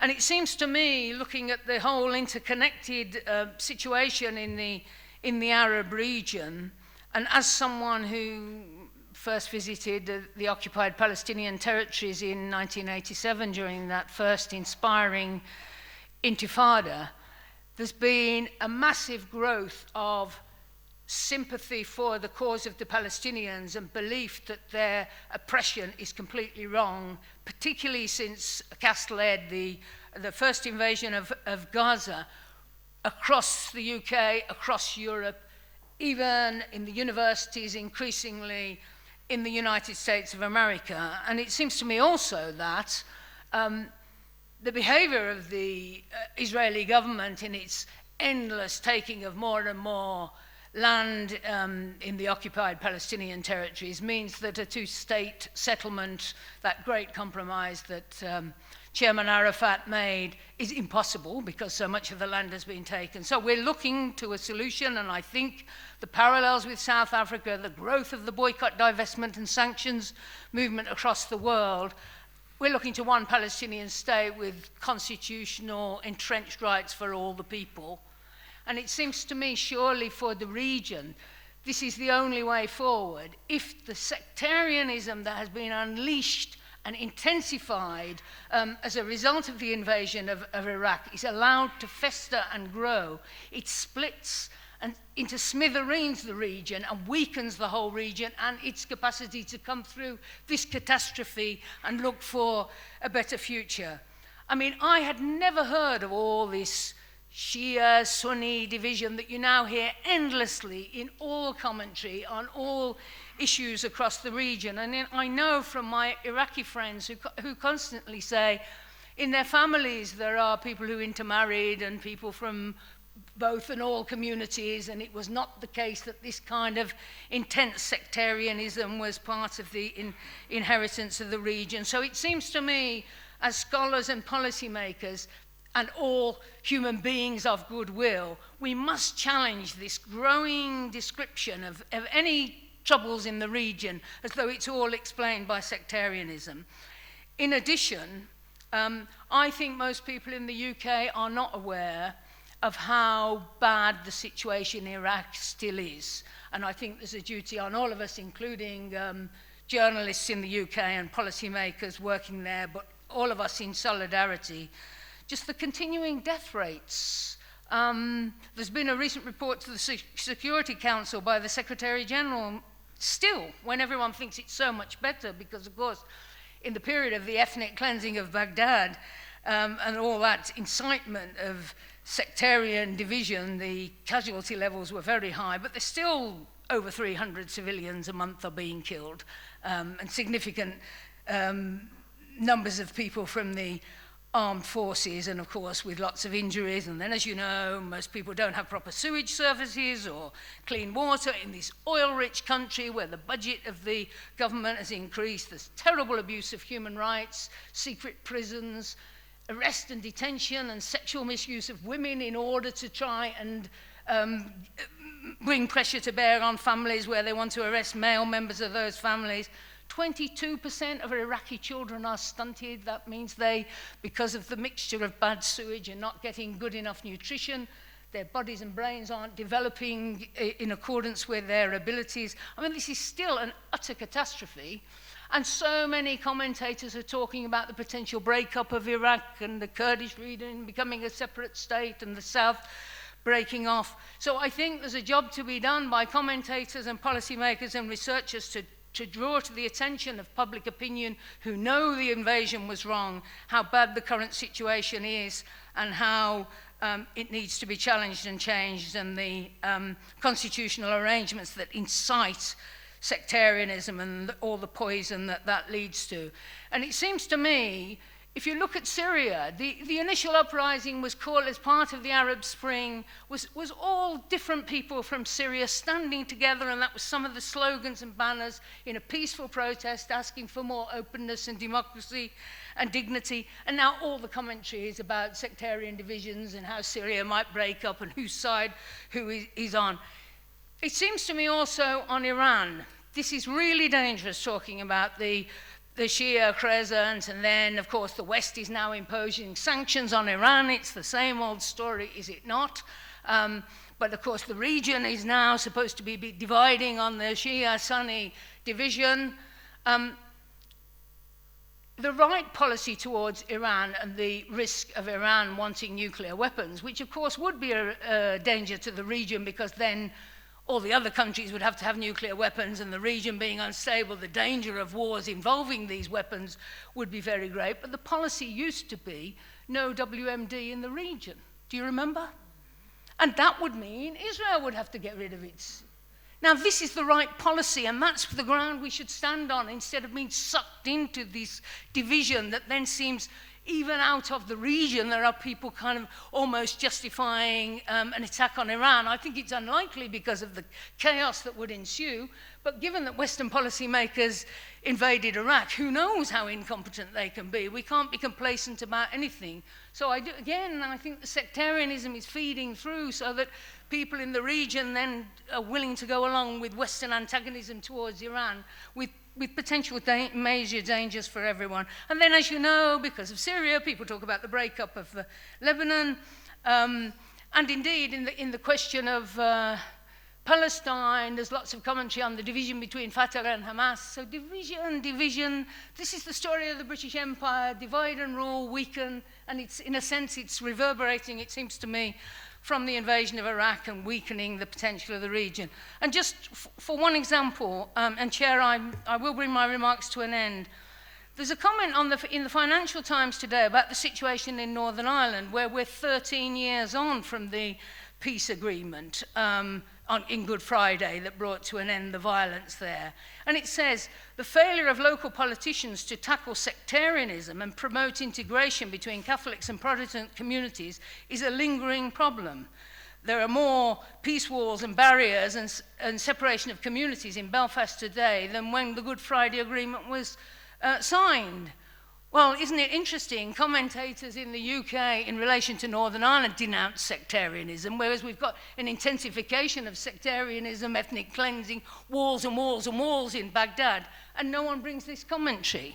So I think this is a challenge to all of us, and we must do that. And I, with enormous respect, and I don't want to tread on anyone's toes here, it seems to me that the kind of Wahhabi version of Islam that seems to preach this division and hatred and attacks on Shia people in these disgraceful bombs needs to be challenged out of the Arab and Muslim world. It is not true to the history of Islam and the region, which, of course, when European people were persecuting Jews most dreadfully, your region was respecting all the people of the book, Christians, Jews, Muslims of all, Sufi Muslims and so on, of all respecting each other and living in harmony.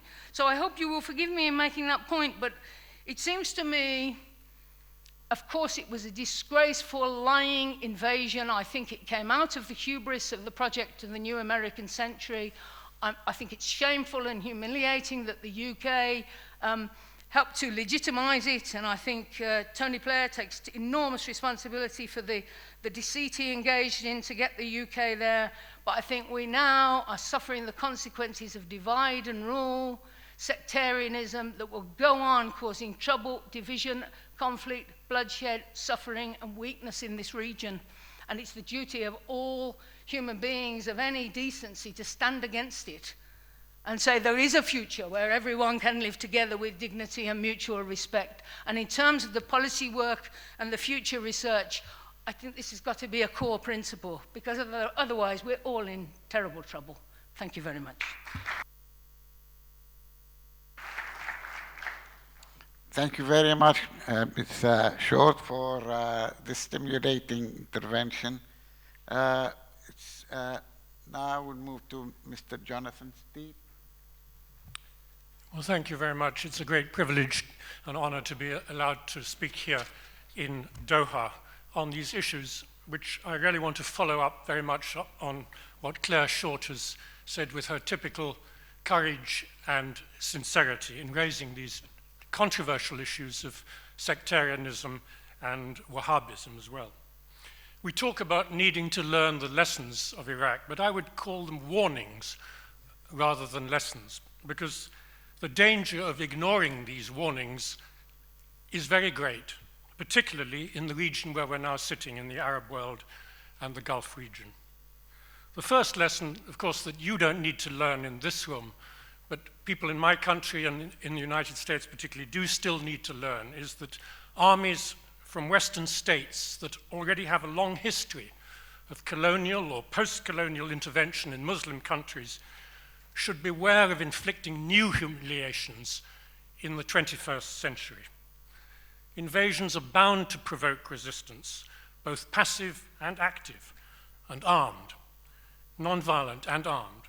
and the invaded country will soon slide into a downward spiral of violence as the occupation troops seek to suppress this resistance, but only find that the use of detention, of torture, of killing, only recruits more people into the cause of nationalism and resistance. So the main mistake which George Bush and Tony Blair made in Iraq was not to see that it was crazy, not just a crime, but crazy, to mount an invasion at all. Many Western analysts claim that the reason the invasion created chaos was that the invaders failed to prepare a plan, a proper plan, for ruling the country after they toppled Saddam Hussein. But this was only a secondary blunder. Even if the Americans had run the occupation in a more intelligent, a more sensitive, a more efficient way, there would have been resistance, and it would have proved unstoppable. Now, of course, the post-invasion violence and Iraqis' anger were indeed exacerbated by further factors: the dissolution of the Iraqi army and the removal of all senior party members of the Ba'ath Party from public administration, even if they hadn't been involved in any kind of human rights violations under Saddam. And this, of course, removed two of the main pillars of public order and service delivery, thereby creating vacuums in security and economic life. The disbanding of the army also put a huge group of angry men into the street who were experienced with firearms and other weaponry, and of course many soon were recruited into that resistance. And on this one point, Western states do seem to have learnt a lesson. For when Kofi Annan's team of UN experts last year devised a set of principles and guidelines for a transition in Syria, they did stress the need for, this was the quote from their document, the continuity of government, institutions, and qualified staff. Public services must be preserved or restored. This includes the military forces and the security services. So this was a clear repudiation of what the US had done in Iraq in 2003. And when those guidelines, the UN guidelines of Kofi Annan, were put to the US and other Western governments in Geneva last year, they were accepted. So they did learn that lesson. But unfortunately, two other lessons from Iraq have not been learned. The danger of creating opportunities for Al-Qaeda and other extreme Sunni fundamentalists, and the risk of adopting policies that incite sectarianism, as Claire Short has just been talking about. Saddam Hussein had no links at all with Al-Qaeda or any sympathy for its ideology, and yet Bush justified his invasion by saying one of his aims was, I quote, to end Saddam Hussein's support for terrorism, unquote.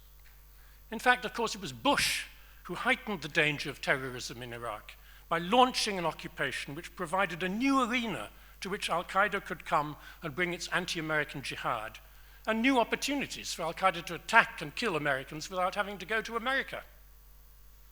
They came to Iraq to fight the Americans, but unfortunately, they soon also turned their hatred on Shias and started to use suicide car bombings and others against Shia civilians. And in response, Shia militias were then brought into the Iraqi police with US encouragement, using mass detentions and torture and death squads to kill Sunnis. So this Al-Qaeda-provoked upsurge in attacks on civilians became a war of mutual kidnapping and execution between 2005 and 2007 as communities sought to defend themselves and avenge their dead. The resulting re-emergence of sectarianism polarized Iraqi society to a degree unknown for decades. Now let me turn to one of the unintended legacies of the invasion, as far as at least US policy was concerned, the enhanced influence of Iran in Iraq. Tehran's influence is actually far greater today in Baghdad than Washington's is, even though the US still has its largest world embassy in Iraq. Iran, unfortunately, sadly, has encouraged the current Nouri al-Maliki government's sectarian policies. On the positive side, however, it also did encourage Maliki and the Shia majority in parliament to reject Obama's efforts to keep a residual force of US troops in Iraq and access to the bases that they'd built. So the departure of US troops in December 2011, after 8.5 years, was a massive victory for the armed resistance, which had started in 2003, as well as for all Iraqi nationalists of any community. The defeat of the US plans for a long-term military presence in Iraq was one of the most positive highlights we should celebrate it of recent history, marking the end of a period of calamitous violence in Iraq and creating a serious setback to neo-colonial US ambitions.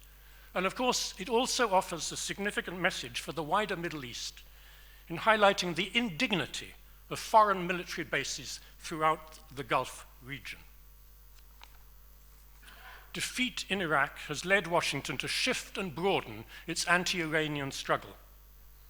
Having eliminated Saddam as a bulwark against Iran, foolishly, and failing to replace him with compliant pro-American rulers in Baghdad, the US has now spent the last few years trying to stir up anti-Iranian feelings throughout the Gulf region. The task has not been hard when you accept that so many of the autocratic Sunni rulers in this region are unwilling to accept the rights and aspirations of their own Shia citizens, and their readiness to see an Iranian government hand behind every autonomous Shia protest movement in this region. The so-called Arab Spring, of course, has increased rulers' anxieties. The uprisings in Tunisia and Egypt in 2011 were not only directed against economic misery and massive youth unemployment, but also targeted political dictatorship. But don't forget either that many people who joined the uprisings did so in order to restore national identity and dignity and reduce foreign control of their governments. In Tunisia, Ben Ali was seen as excessively linked to French interests in North Africa, just as Mubarak was seen by many Egyptians as excessively linked to American interests on the Israeli-Palestine front. This anti-imperial component of the Arab Spring has been largely suppressed in mainstream Arab and Western media. And of course, the governments have tried to narrow the issue of the Arab Spring to local concerns specific to each country in the hope that no regional messages will emerge.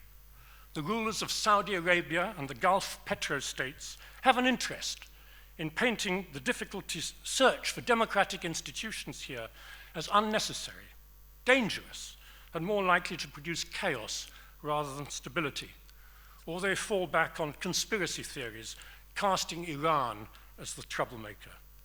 But of course, the risk is that this raises sectarian tendencies to an unjustified level of social and political importance, both within countries and across the region, and thereby it provokes the very violence that governments claim they want to avoid. Syria today is the starkest case. Indeed, Syria has become the new Iraq. It is torn apart by a degree of sectarian violence that has already overtaken the horrors of 2005 and 2006 in Baghdad and other Iraqi cities. And the Syrian crisis is worse than Iraq because of the greater role of outsiders. In Iraq, the foreign actors involved in violence were limited to the United States, Britain, and some minor US allies on the one side, and on the other side, a hodgepodge of jihadi fanatics loyal to al-Qaeda. Now, it's true that the Syrian government did facilitate some jihadis crossing from Syria or through Syria into Iraq. But other foreign governments were largely not engaged on the side of the Iraqi resistance, either by providing weapons or diplomatic support. Syria is different. The internal conflict among supporters and opponents of Bashar al-Assad's government has now turned into a proxy war between regional and international powers with foreign weapons and military equipment pouring in. This makes it harder to control, let alone stop. Al-Qaeda is also taking a larger role today in Syria than it did in Iraq. Its affiliate, the Jabhat al-Nusra, has become the most dominant element among the dozens of groups fighting the Assad government. And worse still, both the Assad government and the outside powers which are arming the rebels have played the sectarian card. Claire Short just mentioned the Shia arc, which has been described as existing, stretching from Tehran to South Lebanon, while the armed opposition is said to represent some kind of Sunni regional Islamist resurgence stretching from Ankara to Tripoli. And there's a real danger that the war in Syria could spill out across the region. The tragedy of what is happening to Syrians suggests that no lessons at all have been learnt from Iraq's recent history. Military intervention by foreigners, whether through direct attack or via the supply of weapons, cannot bring solutions. For local and regional politicians to add oil to the fire of sectarianism risks a conflagration that will not only engulf its immediate victims, but end up burning all those who pour it on. The only solution for Syria lies in good sense and compromise. Neither side can win a military victory. Increasing the supply of weapons will only add to the death and destruction. It will not bring the strategic stalemate on the ground to an end. The only way to stop the killing is the United Nations and the Arab League, through the mediation of Lakhdar Brahimi and with the support of the Security Council, to arrange a ceasefire, an international arms embargo on all sides, and talks without preconditions between the Syrian government and the opposition towards a political compromise. The guidelines, as I mentioned, were laid down in Geneva last year using some of the bad experience of what happened in Iraq. They offer the best basis for a solution. Of course, we cannot guarantee that talks would succeed. Political polarization now is so extreme in Iraq, in Syria, and after so much killing, the desire for revenge, unfortunately, is terribly high, but negotiations need to be given a chance. Stop the arms supplies. There is no better course than negotiations. Thank you.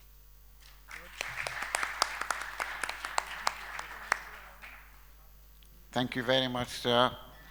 الآن ننتقل إلى بعض المداخلات، ومع الأسف الشديد كان من المقرر أن تكون هنالك 10 مداخلات على أساس إعطاء كل شخص 3 أو دقيقتين، ولكن هذا حسب تعليمات المسؤولين عن المؤتمر غير ممكن، يعني نود الاختصار والإسراع في إنهاء هذه الجلسة. لذلك تقرر أن تكون هنالك 3 مداخلات، وآمل أن تكون هذه المداخلات قصيرة حتى ننهي الجلسة بسرعة. المداخلة الأولى لنائب رئيس الجمهورية العراقية الأستاذ طارق الهاشمي، فليتفضل.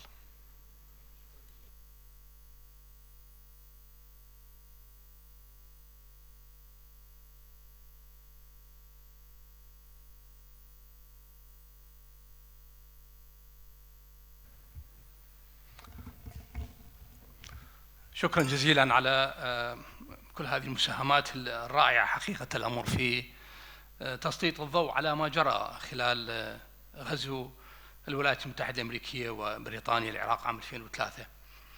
الأمور الغزو يقرأ، مبررات الغزو تقرأ من خلال النتائج التي تحققت بعد 10 سنوات. حقيقة الأمر الكل يعلم أن الولايات المتحدة الأمريكية ساقت من الأكاذيب ومن الإفتراءات ما يكفي، والكل يعلم بذلك. لكن بعد 10 سنوات من الغزو، العراق بلد محطم، شعبه منقسم، موارده تتعرض إلى نهب لم يسبق له مثيل بسبب الفساد، سيادته ناقصة. هل هذه الأجندة الخفية لغزو الولايات المتحدة الأمريكية للعراق عام 2003؟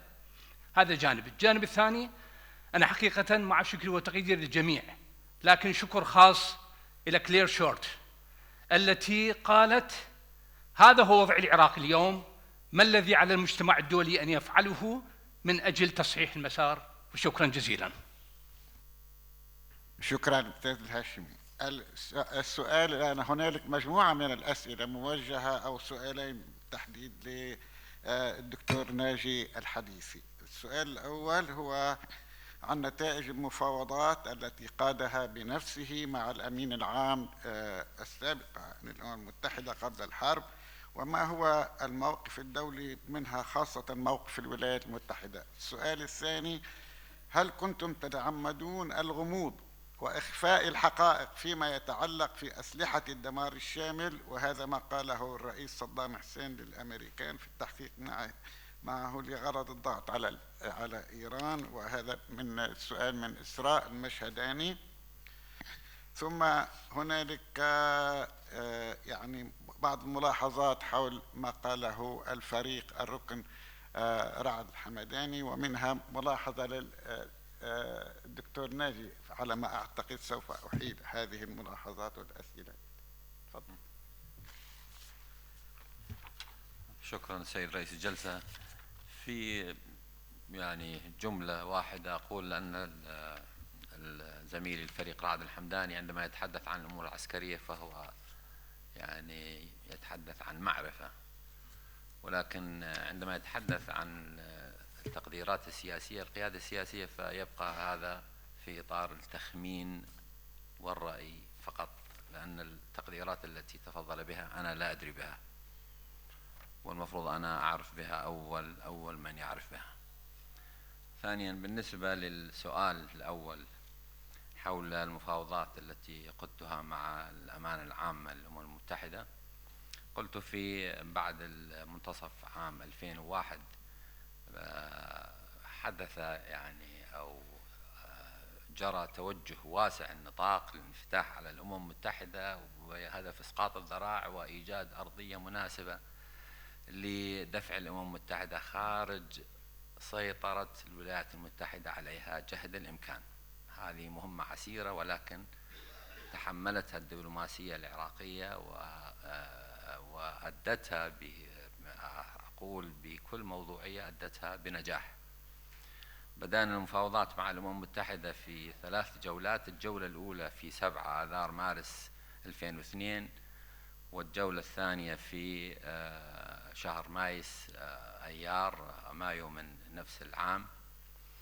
وموقف الولايات المتحدة من هذه المفاوضات: نحن في الجولة الأولى أنا وجهت 19 سؤالا إلى الأمين العام وطلبت منه أن نحصل إجابات من مجلس الأمن على هذه التساؤلات لكي نعرف موقفنا ونحدد موقعنا ونتصرف في موضوع تلبية المتطلبات التي كانت تطالبنا بها المنظمة الدولية.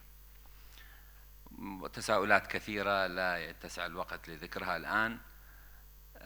رفضت الولايات المتحدة أو منعت الولايات المتحدة مجلس الأمن من الإجابة على تساؤلاتنا المشروعة. ثم فوق هذا بدأت أجهزتها الخاصة بالتحرش بأعضاء الوفد العراقي ومضايقتهم. كان الوفد العراقي يضم كبار المسؤولين في التصنيع العسكري والمسؤولين عن ملف الأسلحة ومسؤولين قانونيين والدبلوماسيين، ومن أعضاء الوفد وزيران. الأجهزة الأمريكية بدأت تضايق أعضاء الوفد من السفارة الأمريكية في عمان وعبر الطائرة المتجهة إلى نيويورك وفي فنادق نيويورك وفي مطارات نيويورك. مضايقات، اتصال وترهيب أعضاء الوفد ومفاتحتهم عنوة لخيانة بلدهم واللجوء إلى خصمهم الولايات المتحدة. ما اضطرني بعد الجولة الثانية أن أقدم شكوى إلى الأمين العام السيد كوفي عنان، ولأن هذه الانتهاكات، هذه التصرفات انتهاك واضح وصريح لاتفاقية المقر التي تلتزم الولايات المتحدة بمواجبها بتأمين وصول سالم وآمن لممثلي الدول الأعضاء في الأمم المتحدة إلى مقر الأمم المتحدة في نيويورك. قدمت هذه الشكوى للأمين العام واقترحت أن ننقل مكان المفاوضات، وفعلا نقلنا مكان المفاوضات إلى فيينا، وعقدنا الجولة الثالثة في تموز يوليو من العام نفسه. بعد في منتصف أيلول سبتمبر من العام نفسه كنت أنا في نيويورك، في أثناء الاجتماع وزراء الخارجية العرب التمس مني عدد من الوزراء والأمين العام لجامعة الدول العربية أن نأخذ على محمل الجد التهديد الخطير الذي أطلقه الرئيس الأمريكي بوش عندما حضر إلى اجتماع الدورة السنوية للجمعية العامة للأمم المتحدة والتهديدات الموجودة. وأكدت لي هذه الالتماسات ما علمته هناك أن السيد كولين باول وزير خارجية الولايات المتحدة آنذاك كان موجودا في مقر المنظمة الدولية يقود اجتماعات لمستشارين قانونيين أمريكيين وبريطانيين لوضع مسودة قرار يجيز شن الحرب على العراق. يستخدم هذا القرار ذريعة عدم عودة المفتشين العراق لكي يجيز شن الحرب على بمثل ما جرى عليه قرار 678 في 29 تشرين الثاني نوفمبر عام 1990. فبعثت برقية مشفرة إلى الرئيس المرحوم صدام حسين آنذاك من جملة واحدة، قلت له: أمريكا تعد لمشروع قرار يجيز شن الحرب على العراق بذريعة عدم عودة المفتشين، أقترح الموافقة على عودتهم. وبعد ساعتين تقريبا اتصل بي سكرتير الرئيس وقال لي: حصلت الموافقة وتوكل على الله. وبدأت بمساعدة الأمين العام لجامعة الدول العربية ممثلا على المجموعة العربية بوضع صيغة لعودة المفتشين مع الأمين العام، وأعلن قرار عودة المفتشين في اليوم 16. فاستشاطت الإدارة الأمريكية غضبا، أنني كنت متأكدا أن الإدارة الأمريكية والحكومة البريطانية لا ترغبان بعودة المفتشين، وكانتا تستغلان عدم عودة المفتشين لزيادة الضغط على العراق. فبهذا الإجراء الاستباقي أحبطنا مشروعا لشن الحرب على العراق، فهوجمت شخصيا، وهوجم الإجراء العراقي باعتباره خديعة وكذب وما إلى ذلك. ثم رفضت الولايات المتحدة إعادة المفتشين العراق إلا بعد إجراءات جديدة ضمنت في قرار 1441. هذا القرار كان أسوأ من كل القرارات السابقة، ولكن الولايات المتحدة بحكم الانفتاح الواسع للعراق على المنظمة الدولية، وبحكم أو بعد عودة المفتشين والمواقف الإيجابية، فشلت في أن تجبر أعضاء مجلس الأمن الدائمين الثلاثة فرنسا وروسيا والصين على الموافقة على أن يضمن القرار وورد تريجر، يعني إجازة فورية لشن الحرب على العراق كما حدث في القرار 678. فموقف أمريكا كان طبعا ضد الحوار مع الأمم المتحدة، ضد أن نلبي نحن الشروط الموضوعة.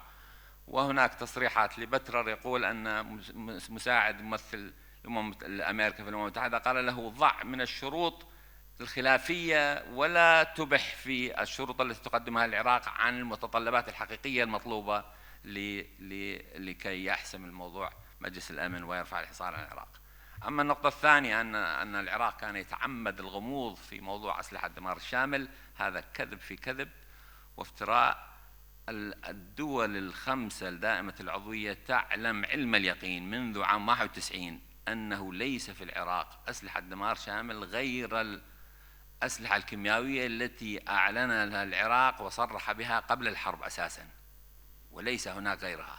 هناك صواريخ ذات مدى يزيد على 150 كيلومتر، وهناك تجارب في الميدان البيولوجي، وكلها في إطار البحث، وليس هناك شيء غير ما أعلنه العراق.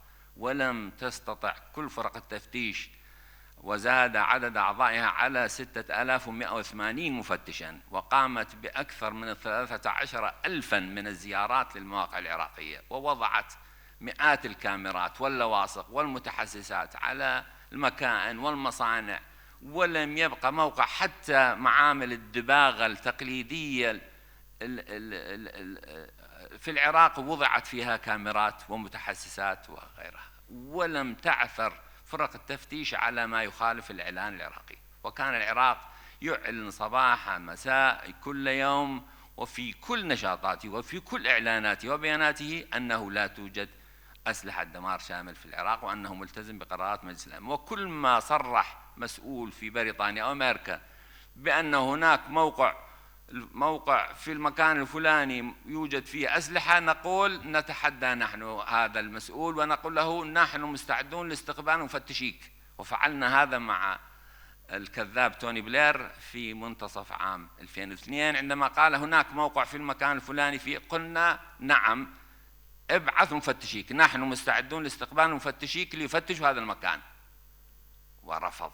وقلنا هذا للكونغرس، وكل ما تحدث واحد من هاتين الإدارتين بشيء عن أسلحة دمار الشامل العراقي نقول له نحن مستعدون لاستقبال مفتشيك، وخبراءك فليأتوا إلى العراق ونحن نقدم لهم كل التسهيلات ليروا بعينهم أنه لا يوجد من هذا الشيء.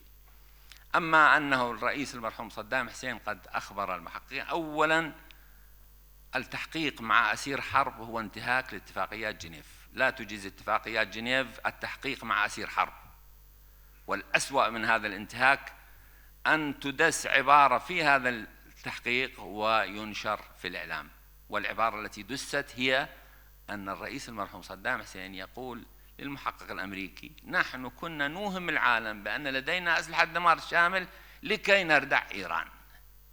لاحظوا الكذب والافتراء، والهدف من هذا هو تبرير هذه الجريمة الكبرى التي ارتكبتها الولايات المتحدة ومن تحالف معها بحق شعب العراق، بالقول بأننا لم نكن ندري. المسؤولون العراقيون أنفسهم كانوا يوهمونا، الحكومة العراقية كانت توهمنا ولا ندري نحن.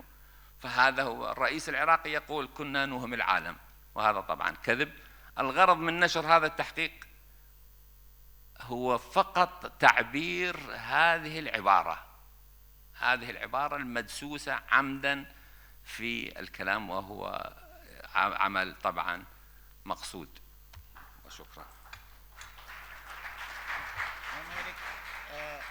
سؤال أخير مقدم من السيد مصطفى كامل، أود إحالته إلى السيدة كلير شورت لعلها تعطينا فكرة سريعة عن الجواب.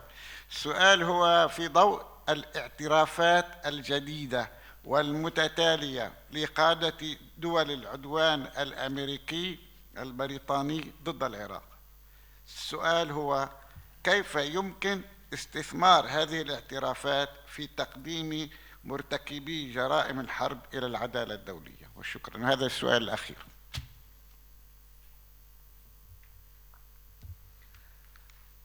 There are many people who would like to, in Britain, who would like to see Tony Blair go to The Hague and be charged with crimes against peace and crimes against humanity. I have to say, I think unless there's a very big political change, it's not going to happen in our lifetime.